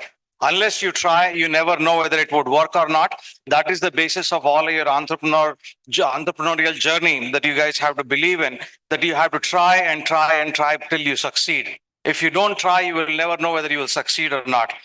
Subsequent to that program, we obviously had the honor of presenting the Lifetime Achievement Awards to two of the great Mysoreans, Dr. Alok Gupta and Dr. Jagannath Shenoy. Both of them shared their experience, particularly Dr. Alok Gupta talked about some of the principles that has guided him. I hope some of you young guys, the entrepreneurs, will actually pick up some of those philosophies in life and inculcate those into your startup companies as well. We had a great panel discussion on culture that involved Dr. Raghavendra Pai, Dr. N.V. Krishnamurthy and R.G. Singh. And again, that showcased what Mysuru brings to the world. And this is again, when we have the TGS, the Thai Global Summit, part of the Mysore leg of the Thai Global Summit, the culture of Mysore, the culture of Karnataka, and the culture of this entire state is the one that is going to be the focus when we come to Mysore. And of course, congratulations to all of the Thai University program winners. And then we had some great, panel discussion with Dr. Chaitra, Vinay Babu, and others, Sudhindra. Now, the TGS, the Thai Global Summit, we called it curtain raiser, but the curtain has now risen, but now the show has to start. That is where we need your help. That is where there is a great opportunity for all of the entrepreneurs or even the students who are here. When just imagine 25,000 people coming into Mysore on the last day of the program in December.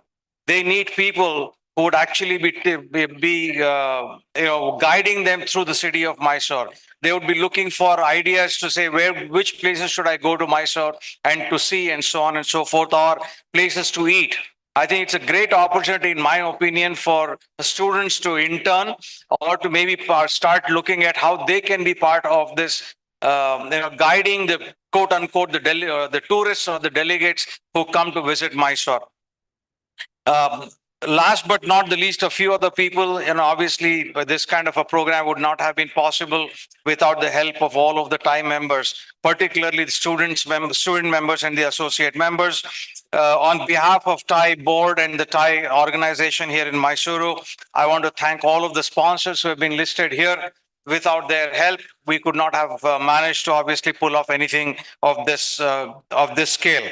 The media, of course, we are very, very thankful to media for giving us the coverage both prior to the event as well as what may be covered tomorrow and the day after. I also want to thank Kishan and Vidya for doing a phenomenal job of comparing the evening today. I want to thank Mahesh Katale. Where is Mahesh? Oh, right here. Mahesh Katale. Why don't you guys come on stage? I don't know where Kishan is. All right. This is right here, Kishan, Vidya. And a round of applause for these three people, please. They have put in a lot of effort over the last 2 weeks or 3 weeks, trying to pull the program agenda together and, of course, to present it to you. Finally, thanks to all of you for staying back and listening to all of the speakers and the panel discussions. Hopefully, you will take something, some very nice takeaways from this evening and incorporate those into your entrepreneurial journey as well. Last but not the least, I want to thank all of our guests who have come from Thai Bangalore as well. It is a pleasure to have you and hope to see you again more frequently than what you have been so far, and definitely on the 12th of December. Thank you very much, and you guys all have a wonderful evening.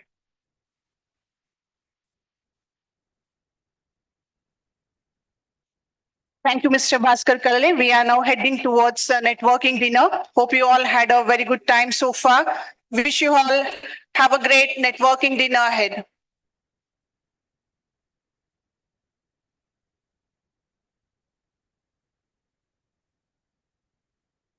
The dinner is arranged at the back side of the stage.